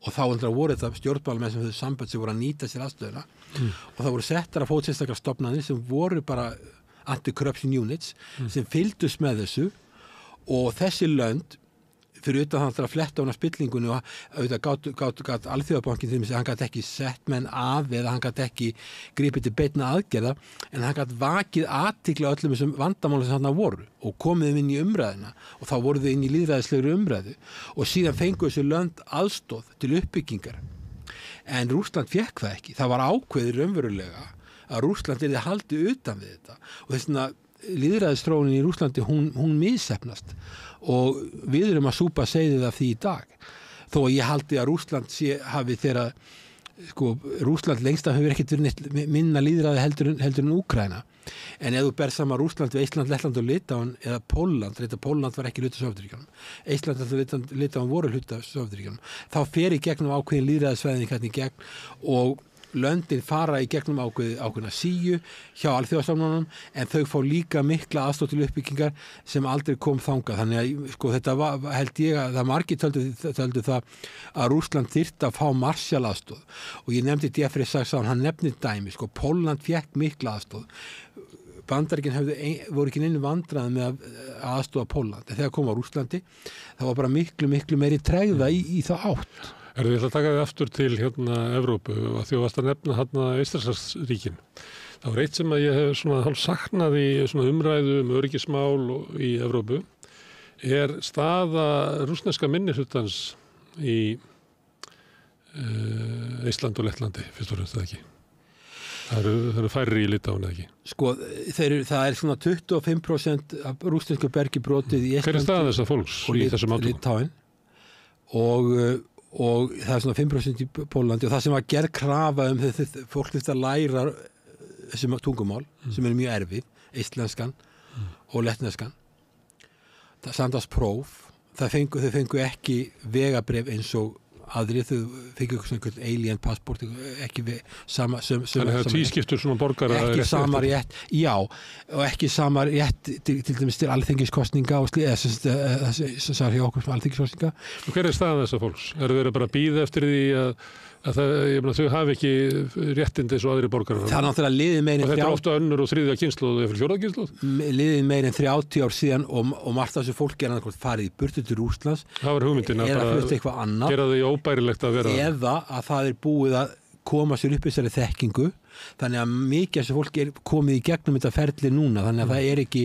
það er búið að laga réttast allavega einhverju leiti En við þekkjum það til dæmis frá Júgóslavíu að svona kynþátta átök eða ég veit ekki hvað kallaði það trúarátök eins og var þar að þau geta bara kvikna á einni nóttu þannig að alveg sama þótt að þú hafi sért rússi og hafi verið farið í eitthvað próf 95 og sért með passa að þegar átökin eru svona átökin í Rússland eru svo afgerandi að þá getur þetta kviknað upp bara á einni nóttu og allt í einu ert þú bara óvinur ríkisins Já, það sem gerist náttúrulega að Sovétríkin falla að þá er þetta þannig að á einni nóttu rússi fyrir að sofa einn dag í Sovétríkjunum vaknar daginn eftir í einhverju allt öðru landi sem annars frá ríkisborgari með takmörkur réttindi og þetta náttúrulega sjálfsögðu veldur þetta áhyggjum ég veit hvað fólk skilur þetta þú ert innan landamærislands þú ert fullgildur ríkisborgari svo bara falla Sovétríkin og 20-25 miljónir manna eru bara orðið svona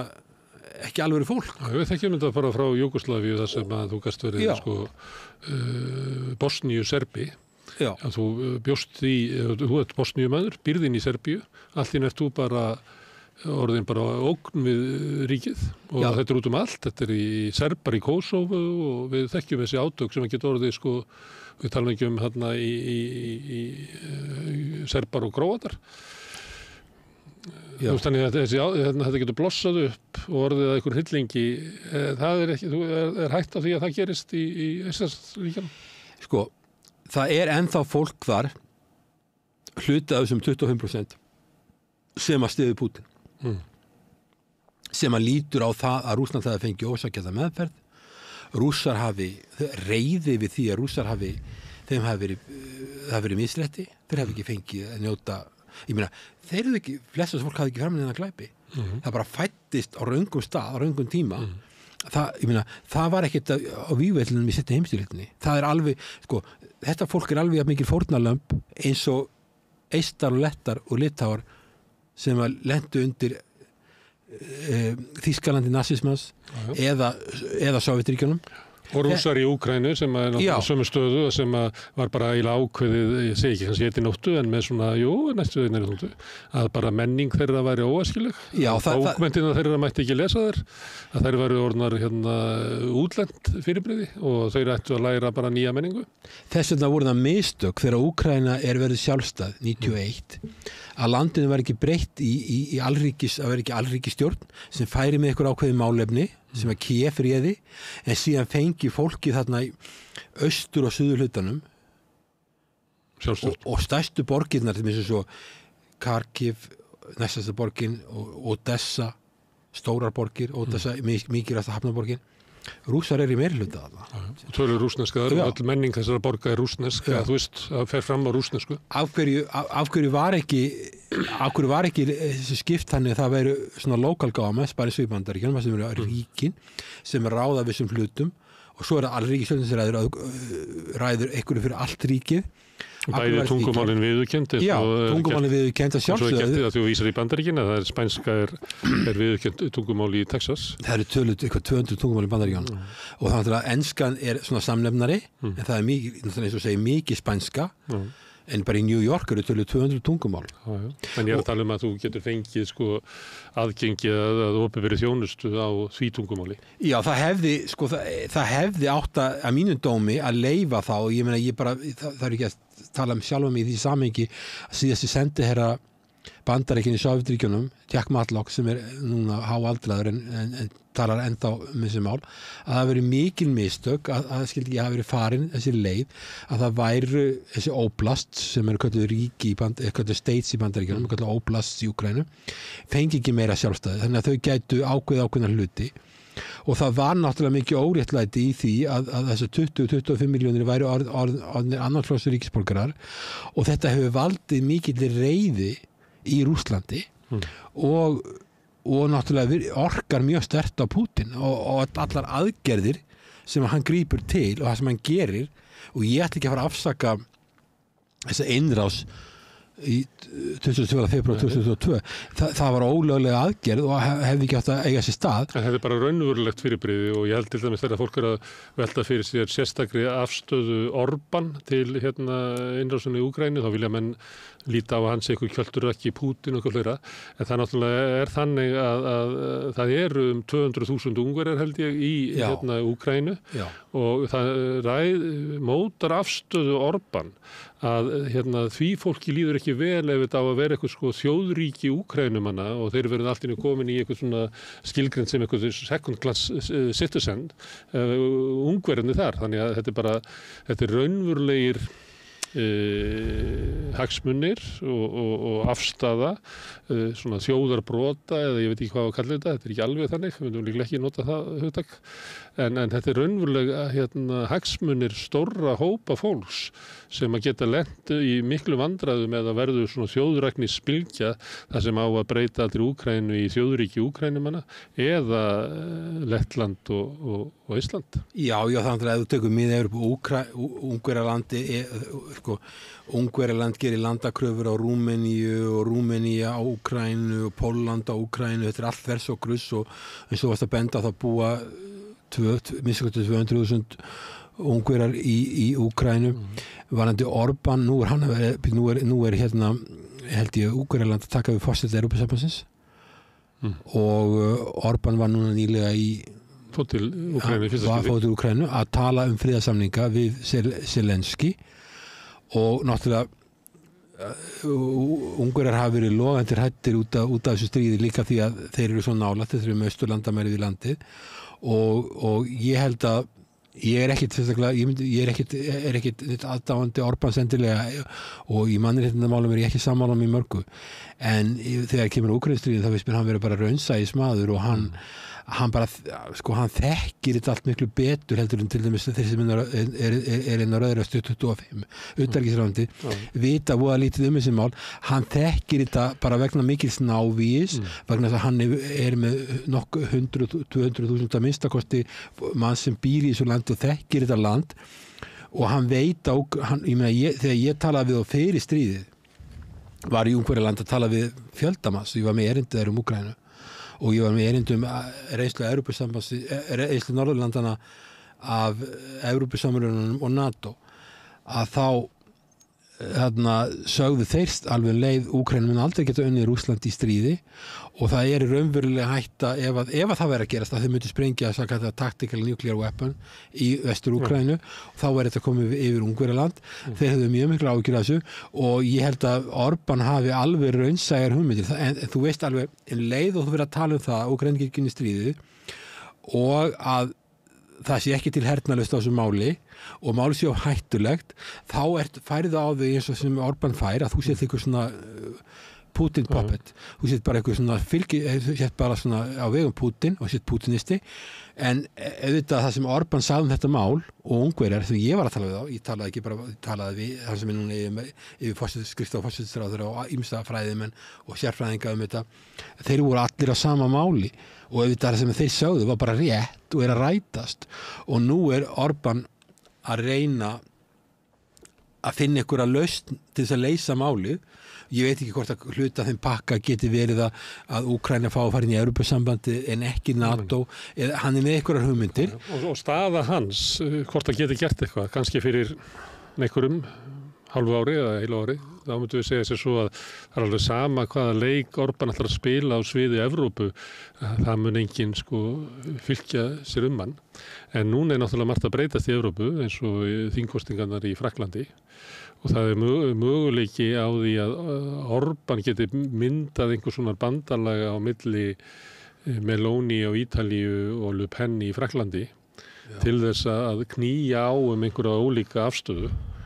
Þó svo að á tímabili leit svo út að hann myndi ná því með lög og rétt í Póllandi og sem þá öðrun svona afstæða til Brussel og eitthvað hlera sem hefur síðan leyst upp svolítið út af Úkraínustríðinu, út af ólíkri afstöðu Pólverja og Ungverja til stríðsins, að það er mikil deigla í evrópskri pólitík, þannig að það má vel vera að svona möguleiki eins og Orbán að ná einhverju stefnubreytingu eru kannski meir í dag heldur en hann voru kannski fyrir halvu ári eða heilu ári. Já, það alveg ljóst að þessi stefna Evrópusambandsins og sérstaklega NATO varðandi Úkraínu komin í þrot.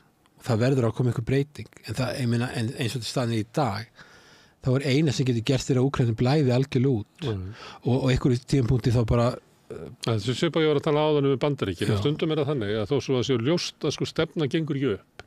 Að þá bara ekki nógu mikil lýðræðislegt afl til þess að búa til nýja stefnu. Af því að það freka bara haldið áfram með röngustefnuna. Af því að þannig keyrðu Sovétríkin á sjálfstýringu allan Brezhnev-tíman og alveg fram að Gorbatsjov. Já, svo líka þessi svo kallar mainstream fjölmiðlar halda uppi áróður þannig að almenningur fær ekki að vita nema takmarka og ég undanskil ekki Ísland í því sambandi. Að við erum ákveðna fjölmiðla sem að halda uppi ákveðni mynd sem að farin að líta ver út og bara sem ósannindi og áróður sem búið að reka sem hefur byggst á einhvers konar óskhyggju en ekki á raunverulegri greiningu og Zelenski verður mjög reiður þegar þess að Trump segir það ekki raunhæfur möguleiki á sigri í Úkraínu. Að Trump, hann líka svona hálfgjör útlag í Evrópusambandinu og NATO og hann í sambandi við Orbán sem að segir honum raunverulega hvernig ástandi þetta og ekki bara Trump því að Orbán mætir á flokksþing republikana og líka á svona hvað heitir það stjórnmála samkomur íhaldsmanna og Meloni. Af því að sömuleyti þá finna republikanar til skyldleika með Orbán. Af því að það sem Orbán að berjast fyrir að tala fyrir í Evrópu minnkandi völd Brussel en aukin völd ríkjana sem að republikanar í Bandaríkjunum engum vandræðum með að skilja hvað snýst því það minnkandi völd Washington og aukin völd fylkjana og þeir líta á þetta sem bara stundum hefur maður séð viðtöl við Orbán frá bandarískum íhaldsmönnum þar sem að þeir eiginlega tala við hann eins og hann sé stjórnmála frömuður að það sé ýmislegt sem hann sé að hugsa og fást við í Evrópu sem eigi erindi til Bandaríkjanna og það ekki oft sem að Bandaríkjamenn tala þannig við evrópska stjórnmálamenn að þeir telji sig geta lært eitthvað. Það eiginlega bara gerist ekki. Þess vegna þekkja þeir ekki nafn og neinu nema Winston Churchill. En Bandaríkjamenn eru svona, bandarísk stjórnvöld vilja gjarnan hafa Evrópusambandið veikt og hafa aldrei verið hrifin að Evrópusambandinu raunverulega og það er líka að því Evrópusambandið er tollabandalag. Þannig að þetta kallað þetta Fortress of Europe, tollabandalag gagnvart Bandaríkjunum og þriðja ríkjum. Þannig að það hefur aldrei verið mikið hrifning af því, en náttúrulega sko, en svo náttúrulega En sigur þjóðfylkingar Le Pen í Frakklandi, sem gæti orðið, það mun náttúrulega breyta Evrópusambandinu. Já. Það er bara þannig. Og það er ekkit samstæðin Evrópusambandsins hvað Evrópusambandið á að vera að gera margar hluti, hvað á að vera mikið. En samt sem áður Evrópusambandið, ef við skoðum útgjöld Evrópusambandsins, hvað hefur Evrópusambandið úr miklu að spila? Það sé stórlega ofmetið hvað það er svona árið. Kannski 1% af verkli landsframleiðslu, rúmlega 2% af opinberum útgjöldum sem Evrópusambandið hefur, í Bandaríkjunum er þetta eitthvað 20%. Þannig að sko, alríkisstjórnin í Bandaríkjunum hefur í maður rétt eitthvað 20%. Þannig að það er alveg ábærslega mikið munur samt á því hvað alríkisstjórnin í Bandaríkjunum getur gert miklu meira ef þú ert með 20%. Það er náttúrulega ekki alríkisstjórn í Evrópu. Nei, sum lönd vilja fara þá leið, önnur lönd vilja ganga miklu skemur. Hvað er langt síðan að þú heyrðir eitthvað tala það svona í alvöru að Evrópusambandið geti þróast yfir í alríki og eigin her og Já, ég hef ekki trú á því að tölum kannski svo leys á 10. áratugnum það geti verið leiðin en Evrópa er ekki á leiðinni þangað. Nei, ég meina það er bara menningarmunur, tungumálamunur, það er svo mikill munur.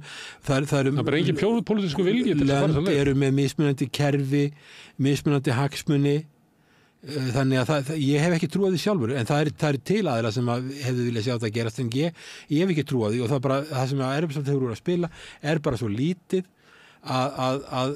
og með hennar sameiginlega her, það er samt sem áður mjög mikið vandamál með Evrópu, að þegar hún útýsir sínum öryggismálum, þá útýsir hún líka utanríkismálunum og hún hefur öfurlega enga utanríkisstefnu annan að gera eins og Washington segir og það sem Washington segir er ekki alltaf það sem að þjónar hagsmunum Evrópu. Evrópa er í miklum vanda og það er kannski eina ástæða fyrir því að Macron fór að tala um evrópskan her, en hann var mjög einangraður í þessar afstöðu. Ég meina þegar ég var að tala við Austur- og Miðeurópuríki sem að bæði Eystrasaltsríkin, Vísegrænlöndin og fleiri lönd þetta og þau bara hlæja því þegar talaður sameiginlegan her fyrir Evrópu því þau treysta NATO og þau treysta Washington, þau treysta Bandaríkjunum. Þau treysta ekki Vestur-Evrópu. Treysta ekki að sögum ástæðum Frakklandi og Þýskalandi, þannig að það er svona það er til staðar. Ég ætla aðeins að halda áfram með megin verkefni þessa viðtals. Við leifum okkur að tala svona út á söður en það er sumar og allir hafa nógan tíma. Það er svona það sem gæti orðið átakapunktar í Evrópu sem er Moldóva. Þar er náttúrulega gerðist ekki svo fyrir löngu síðan að það var eiginlega búið til samskonar landamæradeila inn í Moldóvu. Það er eftir með Transnísíu sem er það sem eru nokkur þúsund rússneskir hermenn og þar er ákveðin klofningur. Moldóva er umsóknarríki að Evrópusambandinu eins og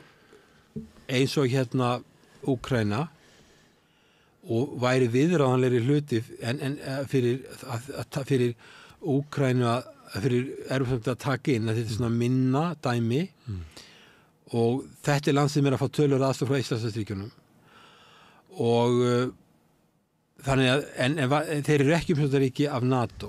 Þessi löndin sem er að sækja NATO formlega eru Georgía, Úkraína og Bosníu-Hercegovina. Og bara þegar þeir Orbán á þá vill Ungverjar Orbán vilja þess að Bosníu-Hercegovina fari inn í NATO áður en að Úkraína fari inn. Þeir standa með því.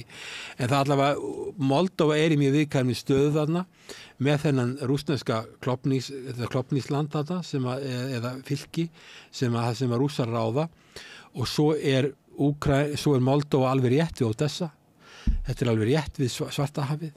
Þannig að ef að rússar taka Odessa sem ég held að þeir vilja gera segjum svo að Putin hugsa svo ég ætla bara að láta hann blæða út, það er ekki neini samningsfléttir, ég tek Kharkiv, ég tek Odessa, þá er Moldóva í raunverulegri hættu vegna þess að hún er bara Odessa er bara alveg rétt við að hann haldi bara áfram að taki Moldóvu En nú sko Moldóva ekkert nær Odessa heldur bara Rúmenía eða hvað? Nei, hann hefur náttúrulega aðstöðu sko, Moldóva er ekki með Article 5 garanti það eru bandarískar herstöðar í Rúmeníu og Búlgaríu og það er ekki eins áreiðanlegt ef þú tekur Moldóvu þá er það ekki þetta er mjög lítið Það nær ekki svona sjó Moldóva, það? Sjó Það nær ekki að sjó? Nei, það nær ekki að sjó en allavega sko ef hann myndi halda áfram af því hann er með hermenn þá væri það möguleiki þannig að þetta gætur það átakasvæði út af því en þetta er ekki sko ég meina þetta er ekki stór biti eins og að taka hérna Úkraínu, þetta er lítið land, þetta eru nokkra milljónir manna, en samt sem áður bitist þetta og það var mikið talað það að Moldóva gætur umsóknarríki að NATO og NATO, sko þú sér í Vilnius í júli í fyrra Eystrasaltsríkin vilja taka öll þessu löndin í NATO, þau vilja fá allt inn í NATO, öll Sovétlýðveldin, þau vilja mesta þessu og þau buðu utanríkisráðherra Moldóvu að koma á NATO-fund. Þannig að sko NATO er alltaf að taka inn á sig alls konar svona mál og valda spennu og þarna ertu með Moldóvu sem er lítið land og veikburða. Þannig eru landamæradeilur, það er bara landið klófið, þetta sé lítið svæði. Já. Þá er þetta svona sambarlegt í Georgíu og það er bara ef að Moldóva gengur inn í NATO, þá erfir NATO bara landamæradeilur. Já, enda sko Moldóva er ekki formlegst umsóknarríki það hefur verið að gæla við þessar hugmyndir en ég veit ekki sko hvað NATO gengur til hvað er þetta stefnan að því að öll fyrir við Sovétlýðveldin, þau voru 15 þau fara öllin í NATO hvert er markmiðið með þessu? Þetta er ofboðslega dýrt. Hver á að borga? Þetta er allt fátæklönd. Hver á að borga fyrir þetta? Og varðandi NATO, þú tekur ESB ef þessi lönd fara inn í ESB þá breytast valdahlutdeildin innan ESB þannig að fátækulöndin verða að koma með meirihluta þau fara að stjórna Evrópusambandinu þannig að hvað ætla Frakkland og Þýskaland og Holland og hérna þessi Belgía, þessi ríkari lönd og norðurlöndi sem eru í Evrópusambandinu fara að gera þegar að fátækustu löndin eru komið með meirihluta í Evrópuþinginu og eru komin með meirihluta og sterka stöðu í öllum stofnunum Evrópusambandsins, þá snúast af valdahlutdeildin við. Og ég held að þetta sé mjög óhreinlegt. Það verður átök í vestrinu, þar sem að almenningur á vestur-Evrópu, norðvestur-Evrópu, sem er kannski svona upphafið að NATO, upplifið það að NATO sé að sinna hagsmunum sem er ekki þeirra hagsmunir. Heldur sinna hagsmunum fátækari ríkjana í austrinu.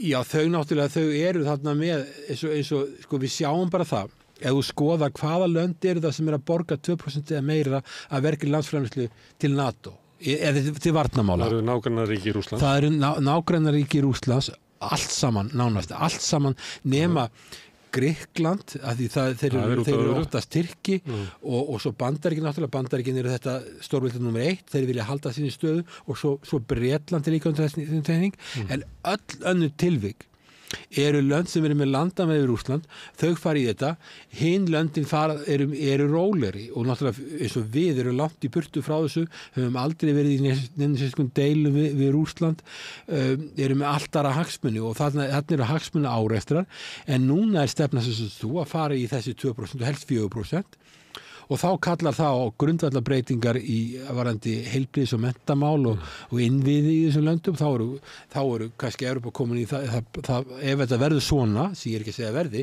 en ef það verður svona þá eru Evrópa komin í þá stöðu að hafa ekki lengur efni á innviðum eins og Bandaríkin hafi ekki haft lengi. Þá segja sumir. Og kannski komin tími til, því að norðvestur Evrópa komst hjá því að eyða jafn miklu fjármunum í hernað og önnur ríki gerðu og sem að þessi ríki hefðu þurft að gera ef þau hefðu ekki notið verndar Bandaríkjanna. og þau gáttu notað það fé sem að önnur lönd settu í hernað við að byggja upp velferðarkerfi og ýmislegt dóttir í sem að önnur lönd hafa bara því miður ekki haft efni á. Nú bara sá tími liðinn. Nú þurfa Vestur-Evrópuríkin að eyða 2%, 3% og 4% af vergri landsframleiðslu sinni í hernað og það mun náttúrulega því að velferðaríkin munu brotna innanfrá.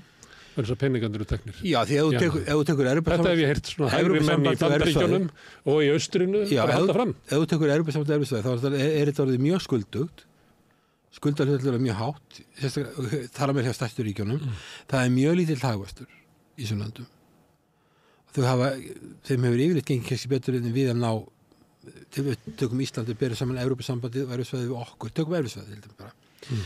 Ef við tökum frá evruna var tekin til var að veruleika 1999 ef við tökum það tímabili til 2003 þá helmingi meiri hagvöxtur á Íslandi á þessu tímabili á föstu verðlagi heldur en á evrusvæðinu atvinnuleysi helmingi minna þrátt fyrir hrun og fleira en við náttúrulega en verðbólgan hefnari þjóðum í heimu en verðbólgan helmingi herri verðbólgan hjá okkur helmingi herri en við erum með helmingi meiri hagvöxt við erum með helmingi meiri ef þú mætti bjóða almenningi að velja þá myndi hann frekar vilja fá hagvöxtun og aukin kaupmátt og lifa við verðbólguna heldur en að hafa enga verðbólgu og engan hagvöxt sko, ef þú tekur upp evruna eins og búið að gera þá ertu búin að taka lýðræði og sambandi í efnahagsmálum vegna þess að fullveldi, við getum sagt það sjóðir get ekki brugðist við kreppum með svona aðferðum áður embættismenn eiga stjórna efnahagsmálan þau eiga ekki að koma til kasta lýðræðis kjörna fulltrúa sko, Seðlabanki Evrópu Þú vilt ekki evruna, ég heyri það Ég? Já. Sko hlutir eru alltaf að breytast ég get aldrei sagt að það verði aldrei ekki hún hefur kosti og galla hún hefur kosti og hún hefur líka galla þú voru að meta kostin og gallana eins og staðnir í dag þá held ég að við vegna þess hvernig kjarasamningar hvernig vinnumarkaðurinn hjá okkur það sé mjög erfitt að fara að semja 1 eða 2% launahækkun á ári það sé mjög erfitt fyrir okkur að gera það þess að ég var að segja það en svo kannski veikleikin með evruna núna bara efnahagslegu styrkleiki evrusvæðisins ekki mikill Nei, og Seðlabanki Evrópu er ekki með sérfræðingum og það hugmyndin svo sérfræðingarnir vita best og vita mest og þá er aðalmarkmiðið að halda verðbólgunni niður, það er nummer 1, 2 og 3 í Bandaríkjunum eru víðtækari markmið það er verðbólgan, það er atvinnustigið, það er hagvöxturinn og það er fjármálastöðugleiki, þeir eru með miklu víðtækari markmið heldur en og Seðlabanki Evrópu var stofnaður út frá Bundesbank, þýska seðlabankanum og það sem hræðslan við verðbólgu er alveg ábúðsleg. Þannig að það er embættismenn og svo er búið að setja varðandi ríkisfjármálin, það mátti ekki fara við 3% af verkefni landsframleiðslu til lengri tíma litið. Það því að þú getur ekki stundan eina hagstjórn. Við hér á Íslandi í kreppinu 2008-2009 og þegar við höfum lent í átökum, við höfum beitt bullandi keisisma, við höfum þanið út ríkissjóð, farið þess vegna upp í 11% eða eitthvað 10-11% halla á ríkissjóði. Kannski umfram það sem var raunverulega æskilegt í heimsfaraldrinum. Þöndu við ríkissjóð allt og mikið út. Já, en það var bara opin búð, allir gáttu sótt pening.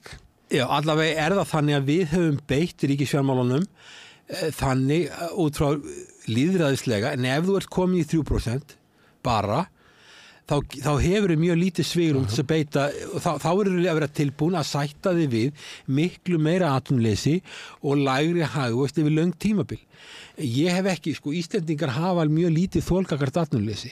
Ég meina í Finnlandi eða Svíþjóð þykir kannski 6-8% atvinnuleysi þykir ekki voða mikið. Hérna er allt umfram 3% þykir mjög mikið. Við höfum ekki mikið þol, en á móti kemur að við erum með meiri verðbólgu. En ég meina auðvitað, evran hefur svona kosti, en það er ákveðið gagnsæi, það getur örvað samkeppni, það getur örvað stöðuleika og svo framvegis í hagkerfinu. Þannig að það er alveg þvímælegt ákveðið kostir, ákveðið sparnaðar í því að þurfi ekki að vera að skipta einni mynt yfir í aðra. Það er ýmsir kostir sem við getum séð. Það væru erlendi bankar sem getur tekið yfir íslenska bankakerfið eins og gerðist í Eystrasaltslöndunum og víðar. Já, en ég held að ef þú ert í Eystrasaltslöndunum þá ertu líklega að tryggja hjá útlensku tryggingafyrirtæki, ert í viðskiptum með útlenska banka. Bankakerfið í Eystrasaltsríkjunum er aðalega norrænt og Svíar eru langstærstir þar, en þeir eru upp í sér nýlega peningaþvætti, en þar eru Mið- og Austur-Evrópuríkin þegar þau verða sjálfstæð, þá höfðu þau enga nútíma banka. Þau voru tengt Sovétríkjunum og þau höfðu enga banka, þannig að bankakerfi í flestum þessum löndum voru fyrst til að byrja með innflutt. Því það voru ekki til nútíma bankar hvorki í Sovétríkjunum né í þessum leppríkjum. Þetta var bara stofnanir sem voru ekki alvöru bankar. Við vorum náttúrulega með svoleiðis fyrirbrigði líka hérna. Jú, en hér á landi voru bankarnir innlendir. Og er það alltaf ennþá? Það sem er á Íslandi er það þú veist, eins og þú veist vel, að þetta er svo lítill markaður að tryggja samkeppni, að fá erlenda bankar til að koma hingað og tryggja samkeppni í svona litlu kerfi er meirinn að segja, þannig að ég er ekkert viss um það. Og það fyrir það veit ég ekki alveg hvað verður við betur sett að það kæmi erlendi bankar hérna. Ég meina, sumuleyti hérna hefur það kallað einmitt svona peningaþvætti og eitthvað viðbjóð yfir Íslandsríkin. Já, ekki bara það. Það er ekki eins og bankar séu bara eitthvað rosa fínir í næsta landi, sko. Það er ekki Danske Bank er spillingar hérna Deutsche Bank, hryllilugu banki. Já, sko, það sem gerist er það líka að þegar Íslandsríkin fari ekki til kreppinu 2008-2009, þá feldum við gengið. Það var gengishrun hjá okkur. Þeir eru að halda genginu föstu. Hvers vegna var það gert? Þess að tryggja bankana. Vegna þess að ef þeir hefðu felt gengið, þá voru skuldaratnir komin í mikið vanda og það er náttúrulega það sem bankin á er það sem hann lánar. Og þá hefðu fólk ekki getað borgað tilbaka því það var að borgað í lettum eða lítas eða einslenskum krónum. Okay? Og þeir ekki getað borgað. Þess vegna var genginu haldið föst í þessum löndum og þau eru að grípa til gríðarlega róttækra aðgerða í ríkisfjármálum.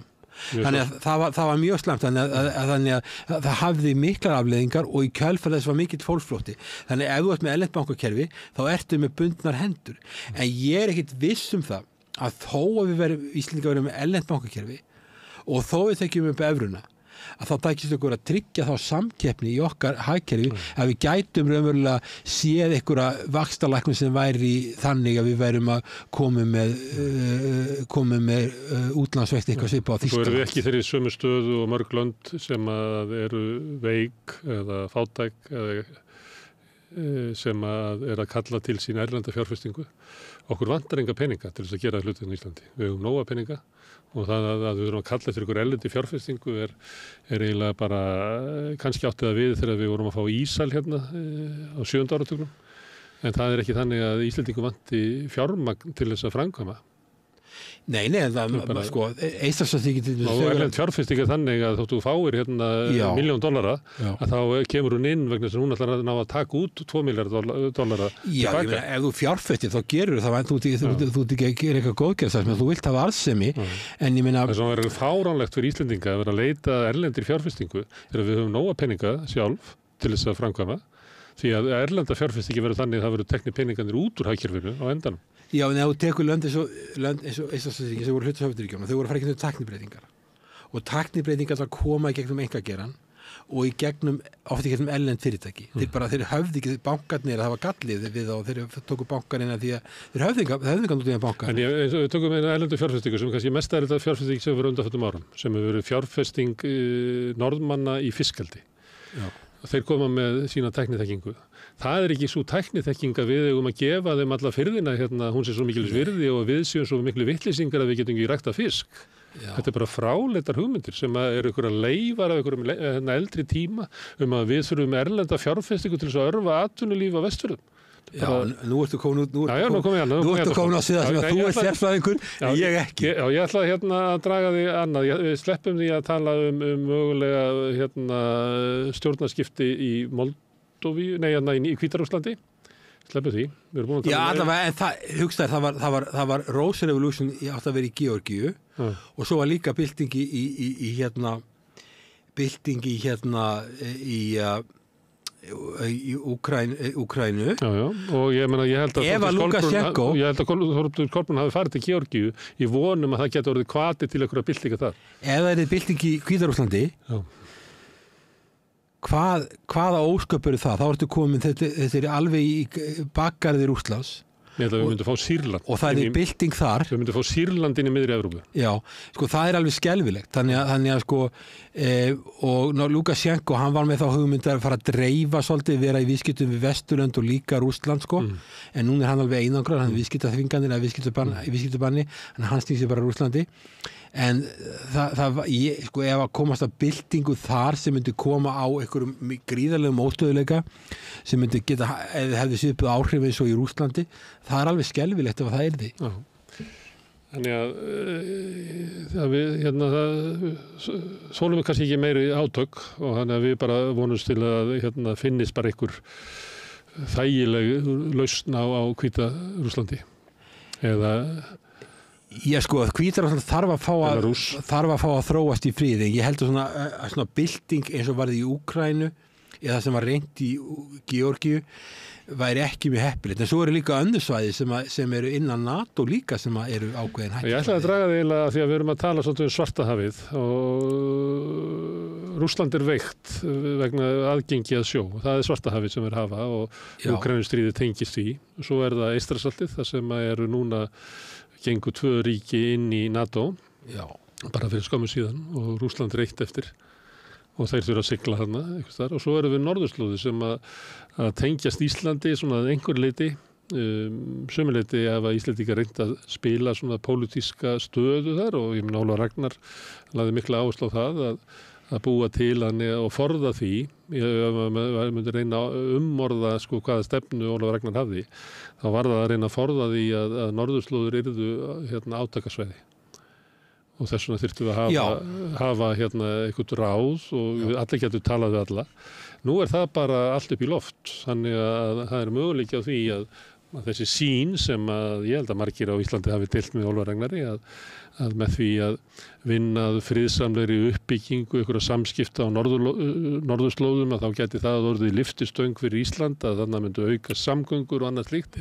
En nú er það bara allt eiginlega hort til verri vegar.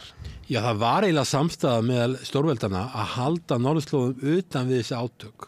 Og það er ekki búið að skipta svæðin, það er ennþá deilur á milli Bandaríkjanna, Kanada, Rússlands og Danmerkur fyrir hönd Grænlendinga. Það er ennþá deilur um það hvernig ég að skipta, þannig að þetta getur hæglega orðið átakasvæði og því meiri líkur það að vera að tala um einhverjar 10 triljóna þarna í auðlindum sem þarna er að opnast og Rússar að undirbúa sundi það, eru með mikla viðveru.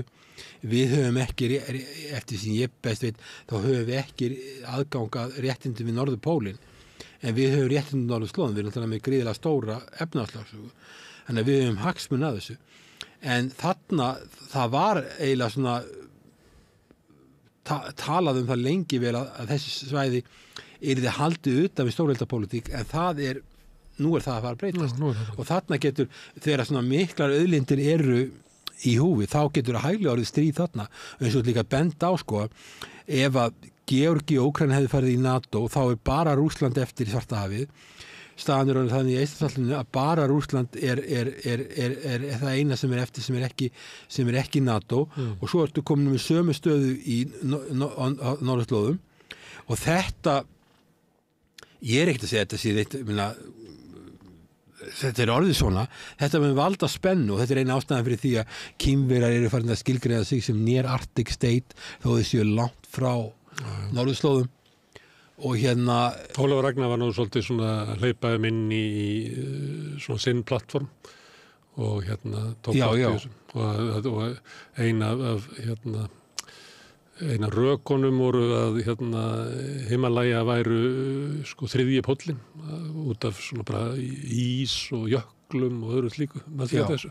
Og svona búið til alls svona orðræða hvernig ætti einhvern veginn að ljúga Kína inn á þetta svæði. Já, líka bara það sko, ef að til dæmis það sem er að gerast á norðurpólunum sko, ef að það verður, ef að ístar bráðnar, þá er Shanghai sennilega farin til vatn.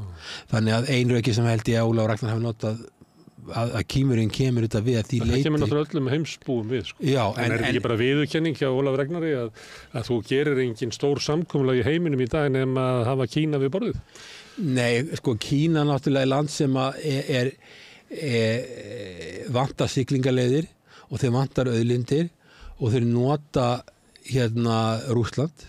Þetta bara Rússarnir þurfa viðskipti, peninga og tækniþekkingu, alls konar aðstoð frá vegna stríðsins og vegna viðskiptaþvingana og Kínverjarnir þurfa vantar auðlindir og þeim vantar siglingaleiðir og svo það ekki hægt að þessi hugmyndum að einangra Kína með viðskiptaþvingunum alveg fáránleg því að ef þú skoðar til bara Austur-Asíu þá ekki sameiginlegu markað þar eins og Evrópusambandinu heldur byggist þetta á stærðarhagkvæmni og sérhæfingu og íhlutum.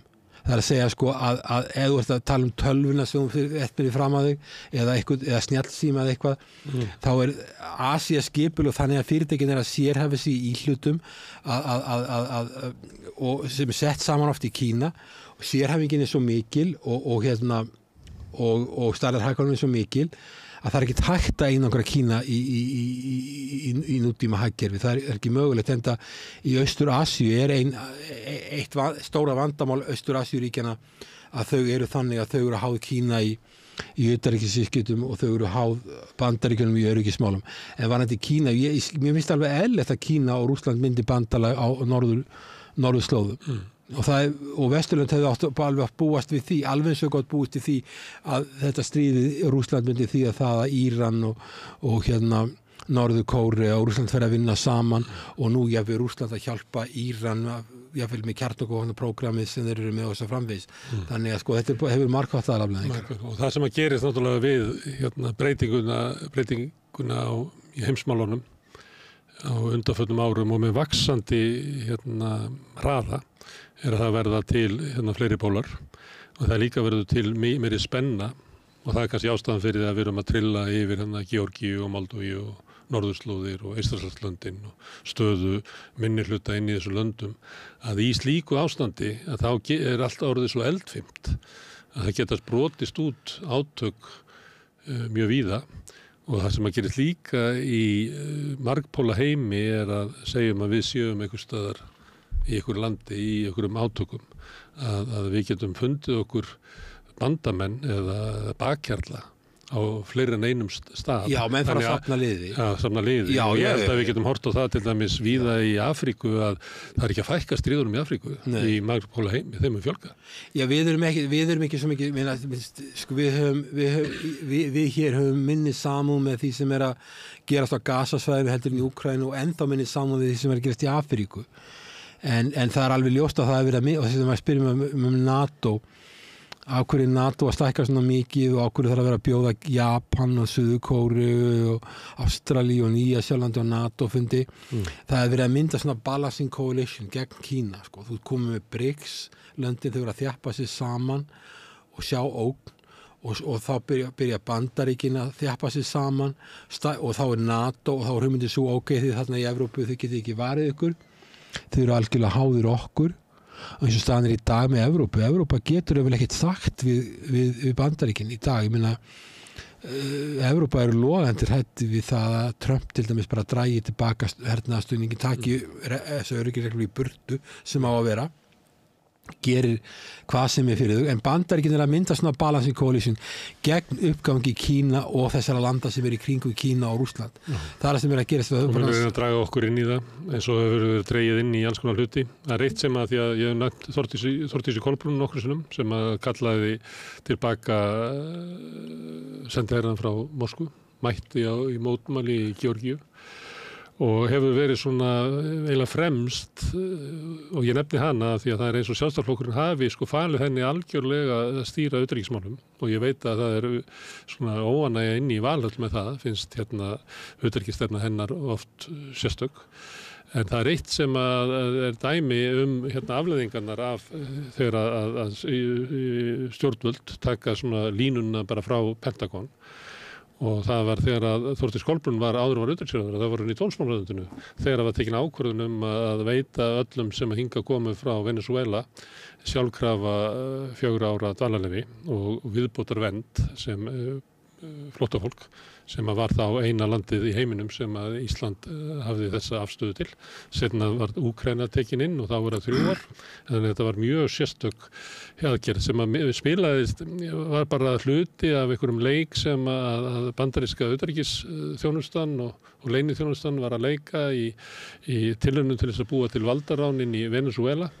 Og einhvern veginn vegna þá féllust íslensk stjórnvöld á, þú manst að komu utanríkisráðarar og fleira komu við á landinu á þessum tíma til þess að auka svona stuðning að landa við bara aðgerðir sem þeir voru með í Venezuela. Og afleiðingin var þessi sem að Íslendingar síðan þekkja að það búið að vera, það jókst hér fjöldi hælisleitenda á Íslandi margfalt.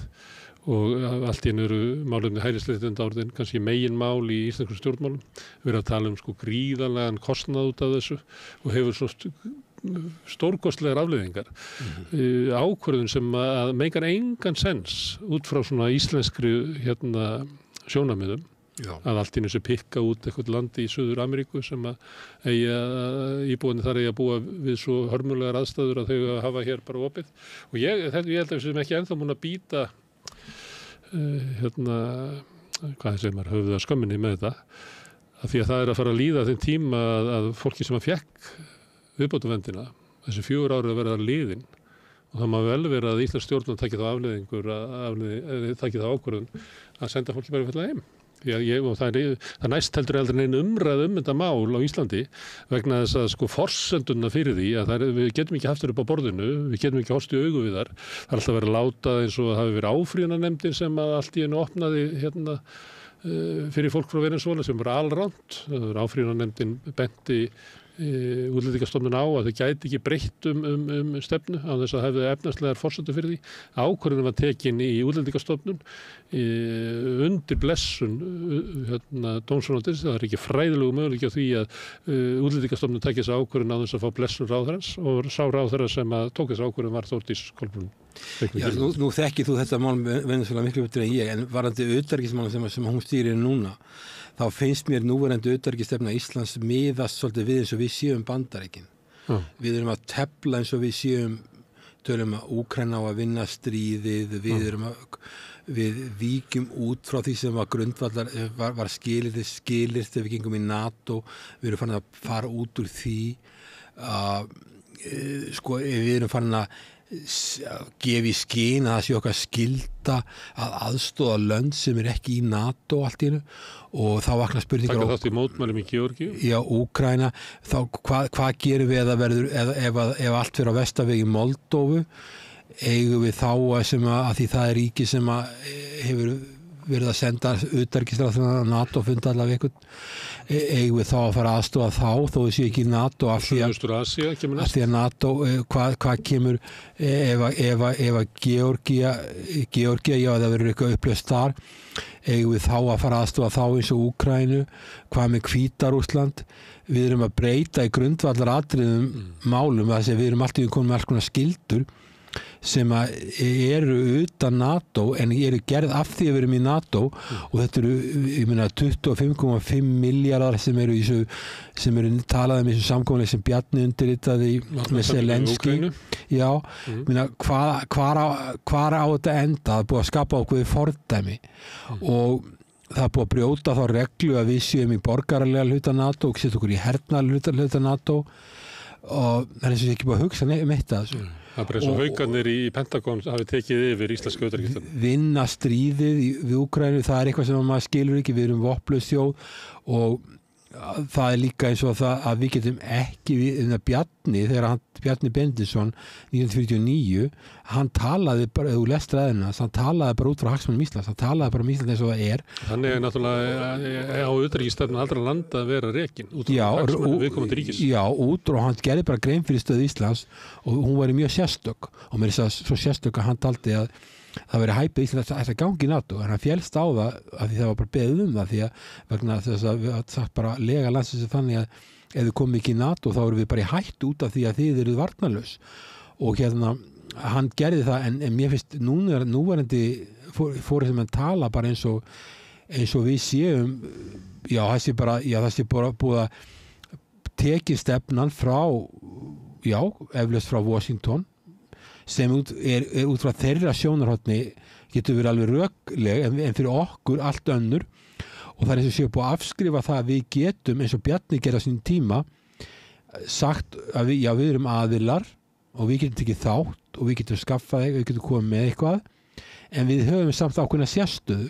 og kom ekki með það og það er náttúrulega alveg augljóst fyrir land sem er vopnlaust land að herlaust land, slíkt land á alltaf að tala fyrir friði og maður bara þetta er bara það sem að John F. Kennedy sagði á sínum tíma sko, never negotiate out of fear but never fear to negotiate að við eigum að tala fyrir því að reyna að stuðla að friði í heiminum í staðan bara tölum við það að við viljum vinna stríðið, við kaupum vopn og það fer ekki fram nein umræða þetta í þjóðfélaginu. Og við erum komin að byrja að blanda okkur inn í svona ráðagerðir Bandaríkjamanna að vera með valdarán og fella ríkisstjórnir hér og þar í heiminum eins og að við Venesúela og að við Georgíu. Þetta er algjörlega okkur að kenna.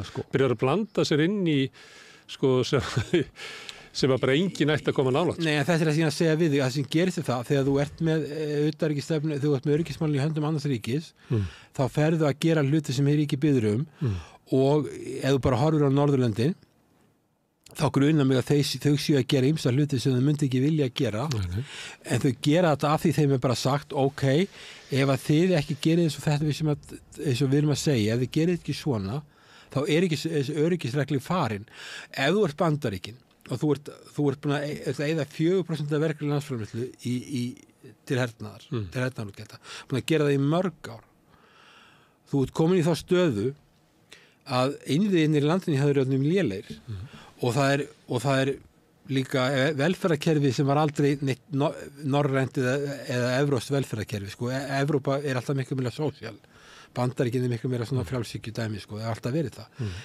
og erum við núna með ennþá meiri pólitískan óstöðuleika heldur en Evrópa og þá nógu af honum í Evrópu Já, og ef að þú ert Bandaríkin þá er alveg eðlilegt þú séu svo hvað þjóðverjar og þessi gæjar, þeir geta alveg borgað líka og þeir geta alveg gert þetta líka og það er sem við erum að segja við núna Bandaríkin komast ekki mikið lengra þau eru komin í yfir 120% í skuldir, opinbera skuldir að verklega framleiðslu þau vilja íta vandanum meiri yfir á Evrópu og þá er hugmyndin ok, þið taki bara meiri skerfi í Evrópu í varðandi varnarmál og líka númer 2 að ef þið ferðu að hjálpa okkur í stórveldasamkeppninni við Kína en það sérðu að Evrópuríki er farin að senda við vitum að það er mikil áhyggjur á Suður Kínahafi og Austur Kínahafi út af Taiwan að Evrópsk ríki eins og Þýskaland og Bretland og Frakkland eru farin að senda flota herskip til Austur-Asíu og þá er skilaboðið sko ef að þið viljið vera undir okkar öryggisregli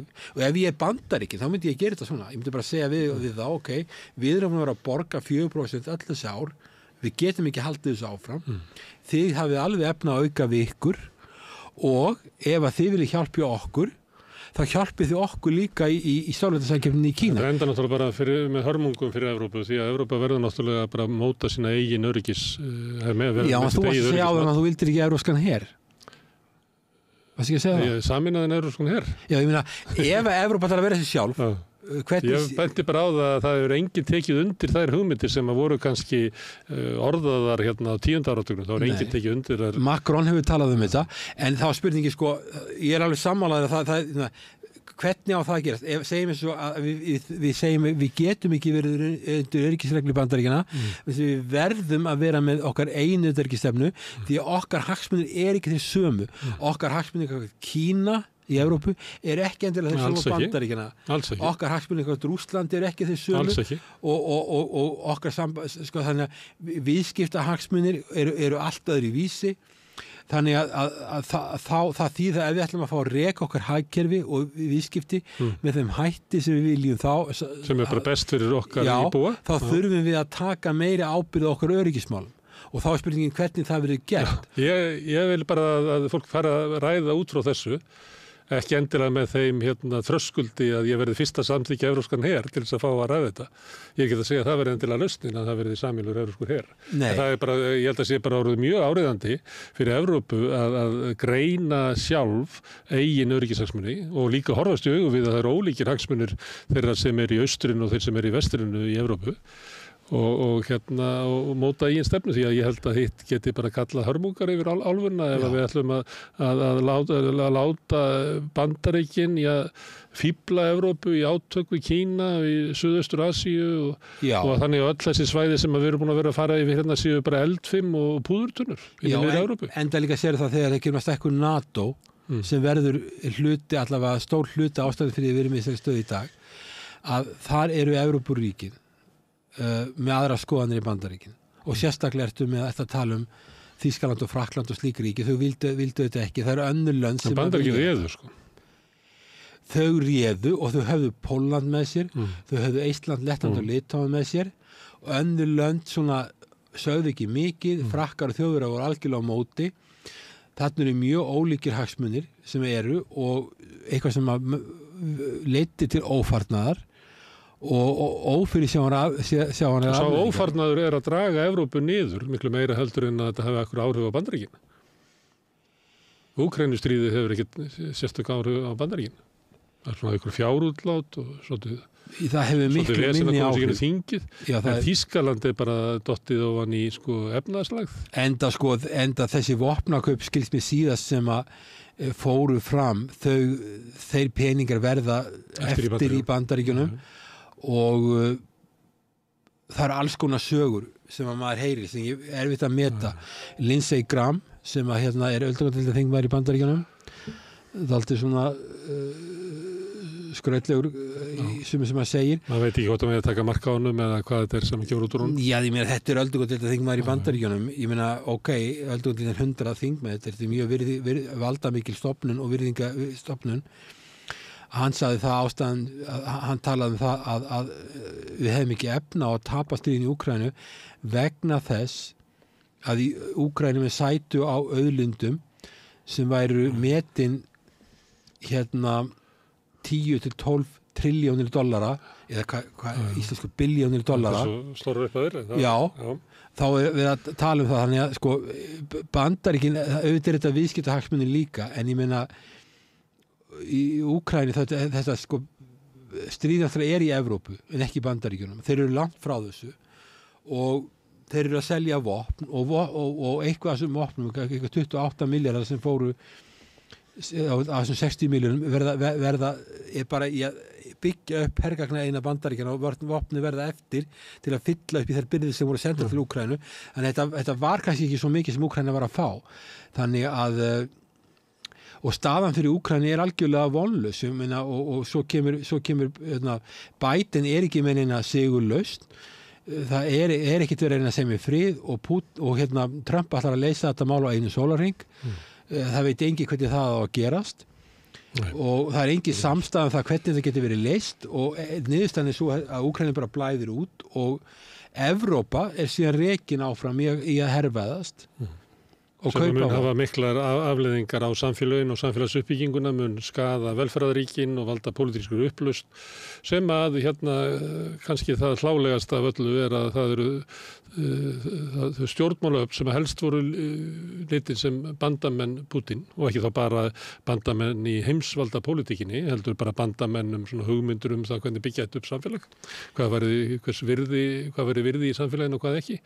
Að þeir stjórnmálamenn eru að komast til valda víða í Evrópu. Það er eiginlega Pólland sem er eina dæmið, en svo eru við kannski með 10 aðra kosningar sem þeir sem að standa næst Putin svona hugmyndafræðilega eru að vinna stór sigur út alla Evrópu. Já, svo líka, við tökum bara okkar eigiland, ef við erum að tala það að taka Ísland og alltaf fyrir að eyða svona kannski 90 til 180 milljörðum til varnarmála til þess að ná að elta þessi nágrannalönd okkar, þá hversu þau eru að fara. Þá eru við að tala algjöra breytingu okkar samfélagi og það hefur ekkert verið rætt og maður verður ekkert Það hefur verið gefið í skyn, mér finnst svona bæði Bjarni og Þórdís Kolbrún svona, þú veist hvernig þau tala þessi auknu útgjöld og þá er eins og svo tilfinningi sem ég fæ að þau eru fyrir löngu búin að sætta sig við það sjálf, að þetta eru peningar sem við urðum að láta í hernaðaruppbyggingu, að því að þau hafa á einhverju fundi fyrir auknu þrýstingi og beitt sig undir hann, að þannig að þegar þau koma og kynna þessi stórkostlu auknu útgjöld til hermála fyrir íslensku þjóðinni, þá eitthvað svona skekki í því að þegar þau eru að tala þá eins og þessi búið að ræða þetta, á meðan að við sem sittum í salnum og eru bara alveg hissa að byrja, 25,5 milljarður í varnarsamning til Úkraínu, hvar var rætt þetta? En þá var málið að þau bara hafa setið svo mikið á fundum þar sem að þau í einhverjum bakrebríkjum eru að sætta sig við það að við séum að fara sömu leið og öll Evrópuríki með því að stóra auka útgjöld okkar til hermála, að þau líta á þetta sem eiginlega bara orðin hlut. Þetta er það sem tilfinningi sem ég færi, hvernig þetta var kynnt við þjóðinni. Mér skilst að þetta samningur hafi ekki verið ræddur í utanríkismálanefnd fyrir en eftir. Það rennur allt í gennum Alþingi, það er engi sem að hreyfi neinu mótmælum við þá línu sem er lögð í valhall. Já, og maður skilur heldur ekki þegar við erum að tala við erum með varnarsamning við Bandaríkis frá 51 og við erum í NATO og það eru eiginlega ekkert á Keflavíkurflugvelli til að verja landið og ég meina það er eitthvað voðalega lítið. Og þannig að við erum ekki meðraunverulega, skiluru, það sem NATO og Bandaríkin er að gera á Keflavíkurflugvelli er eitthvað lítið og svo erum við að eyða þessu peningum þarna í land sem er ekki aðilar NATO og við erum með, eins og við vorum að tala áðan, þó nokkur átakasvæði sem geta blossað upp á mörgum stöðum í Evrópu og þá er komið fordæmi fyrir við sem að leggja í það, þetta er ekki NATO-ríki, svo þurfum við að fara að eyða, svo er búið að breyta því að þegar Bjarni Benediktsson undirritar NATO-sáttmálann þá gerir hann ákveðnar fyrirvara, það er búið að afnema þessa fyrirvara að því virðist og við erum að fara upp á vopn og við erum vopnlaus og við getum ekki varið okkur og það er ekki til þess að verja okkur, það er ekki búið að hugsa þetta neitt að því virðist og það er ekki búið að tala til þjóðarinnar og skýra neitt út fyrir þjóðinni hvað er að gerast. Og svo meira þess að þjóðin er nörruð með því að það er hluti af þessum aðgerðum er stuðningur við flótta fólk eins og frá Venezuela og Úkraínu og ég ætla ekki að andmæla því að það sé bara gott fyrir Íslands samfélag að fá fólki þaðan. En það er talað við okkur stuttu síðar að þetta sé svo gríðalegu kostnaður sem að felst í að taka á móti hér hælisleitendum. Það komum upp í 20 milljarða ári að við verum að gera eitthvað í því. En það er náttúrulega hluti af kostnaðinu við það að taka þátt í þessari heimsveldapólitík Bandaríkjanna. Já, auðvitað náttúrulega sem ég er að segja að það er kannski sjálfsagt mál að taka við flóttafólkinu. Nú er það við verðum þá bara að tala um það heiðarlega. Þetta er hluti af stuðningi okkar við Úkraínu og einhverjar valdaránstilraunir Pentagon í Venezuela. Þetta er bara útgjöld sem er verið að sækja í ríkissjóð sem er skattféð okkar til þess að styðja einhverja stórvelda pólitík sem hefur verið að tefla upp í valhall. Nú er staðan þannig, ef þú ert að fá flóttafólk inn í landið, þú fær fólk sem nýtir þegnar og getur aðlaga samfélaginu með sæmilegum hætti, þá getur þetta auki fjölbreytni og þetta getur stuðlað að hagvexti. Ég er ekki andmæla því, ég var að segja þetta og kynnt okkur sem einhver svakaleg útgjöld og þjáning fyrir íslenska ríkið sem að sama fólk tók ákvarðanir að stofna til þessar útgjalda meðal annars til þess að geta verið á einhverju fundum þar sem hefur verið að ræða heimspólitíkina og verið með maður meðal manna einhvern veginn að við tökum við fólkinu frá Venezuela og við gerum þetta fyrir Úkraínu, svo kemur það heim og kynnir útgjaldi sem þau eru að stofna til sem eitthvað sem að vara ófyrirséð. Þetta er bara þessi umræðum sem mál og það að Alþingi geti ekki staðið og rætt utanríkismál af einhverju alvöru að bara útvista utanríkisstefnunni til Valhallar sem útvistar henni síðan aftur til Pentagon. Ég held að þessu verður bara að linna. Við verðum að bara ná því einhvern veginn að þessi rættum þessi mál að fullri alvöru í íslensku samfélagi. Já, líka þegar við tökum eins og Evrópuráðsfundin, þessi tjónaskrá, þarna voru 2 milljarðar á þess að væri nokkur rætt. En ef við tökum Bandaríkin, þá Donald Trump vill skrúa fyrir bara loka landamannum við Mexíkó. En ef við erum að hugsa Bandaríkin, eftir að einn stór kostur sem Bandaríkin hafa fyrir alla sem koma þangað inn, þeir læra allir ensku, þannig að það þykir bara sjálfsagt mál. Það er ekki sjálfsagt að læra íslensku, þetta er erfitt tungumál nema ættir að búa í landinu allæfi, þetta er mjög erfitt að læra. En á svæði í Bandaríkjunum þar sem að ef þú ætlar að vera fullu þáttakandi þá er betra fyrir það að kunna spænsku líka. Þess að það er margir sem að búa þar sem að tala fyrst og fremst spænsku. En ef að það er eitthvað sem getur lama, Bandaríkin náttúrulega eru immigrant culture, þetta er land sem, þetta er allt fólk sem er innflutt og það eru tölu ykkur 200 tungumál í New York, ég bjó í New York í 2 Það er ekki mikið eftir af frumbyggjónum. Nei, þeim var nú bara slátrað sko. Og það er bara, við tölum það hversu miskunnarlaus heimurinn er, ég menn þeim var bara Bandaríkin að tala það heiminn kringu sig sko, en þeim var bara slátrað.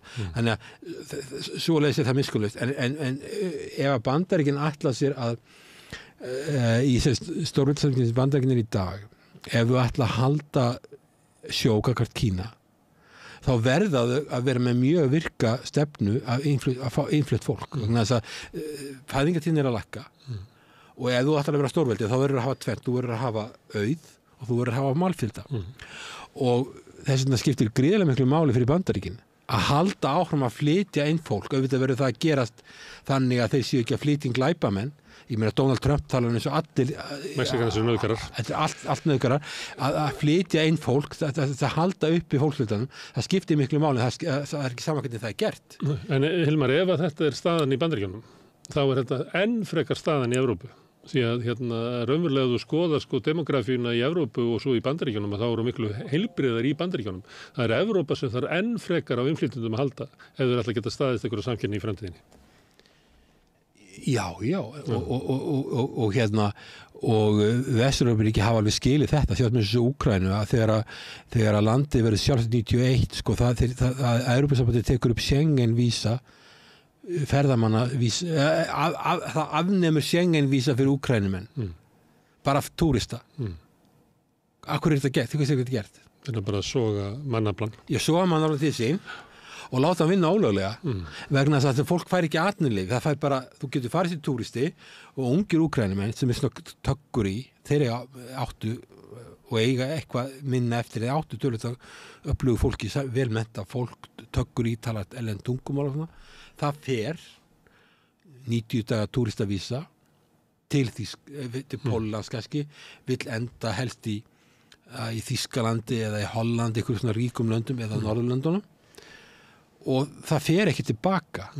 Þannig að þessi lönd, eins og sérstaklega Pólland og líka hluta til Þýskaland, var fullt af svona fólki sem hafði ekkert atvinnuleyfi og var að vinna réttindalaust.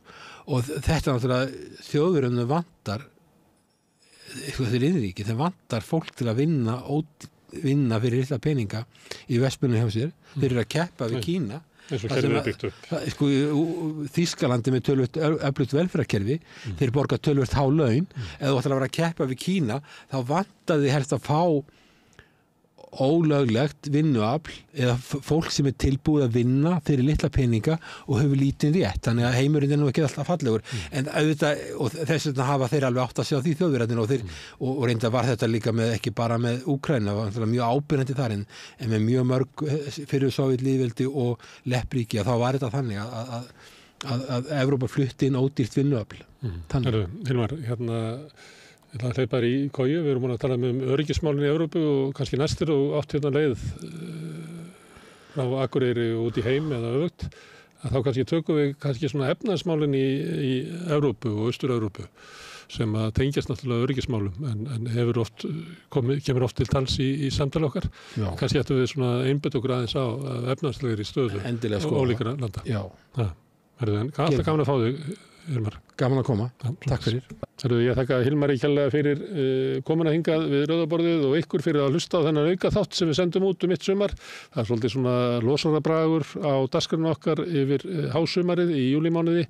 Fólk er að fara úr sumarleyfi og það bara birtist í dagskránni. Við erum ekki orðin það stöndu ennþá að við getum ráðið hér inn hóp aflösingamanna til að halda óbreytt í dagskrá, en það er kannski engin að biðja það og þetta er líka tími fyrir okkur að pröfa ýmislegt eins og að eiga þetta lengra samtal við Hilmar og fá svo hingað liðveislu frá fólki eins og hefur undanfarna daga. Daginn var Oddný Eir Ævarsdóttir hér gestastjórnandi og svo Steinunn Ólína Þorsteinsdóttir þar áður og þær munu koma hingað aftur. Þannig það verður svona ýmis konar tilrauna verkefni í gangi í þessu tilrauna verkefni sem að samstöðin er að byggja upp öflugan umræðu vettvang og fjölmiðil, fyrst og fremst út frá sjónarhorni og hagsmunum og heimsmynd almennings venjulegs fólks. Ég ætla í lokin að hvetja þig ef að þú hefur ekki þegar orðið áskrifandi að gerast áskrifandi. Það hjálpar okkur við að byggja upp samstöðuna og við höfum ýmsa ráðagerðir og mikinn vilja til þess að auka enn frekar dagskrána okkar og styrkjana. Það munar hvert framlag. Það kostar 2.500 krónur að vera áskrifandi á samstöðunni. Þú getur skráðið með því að fara inn á samstöðum.is, það hnappur sem ástandur áskrift og skráðið fyrir 2.500 krónur. Þú mátt borga meira þú vilt og því sem að kjósið getur látið áskriftina reyna sem félagsgjöldin í Alþýðufélagið og það Alþýðufélagið sem á og rekur samstöðuna. Þetta er fjölmiðill í eigu áhorfenda, áheyrenda og lesenda. En þetta nóg að sinni. Sumardagskrá samstöðunar heldur svo áfram í framhaldinu. Segðu það á samstöðinni. Samstöðin í eigu hlustenda, áhorfenda og lesenda. Sláist í hópinn og gerist áskrifendur.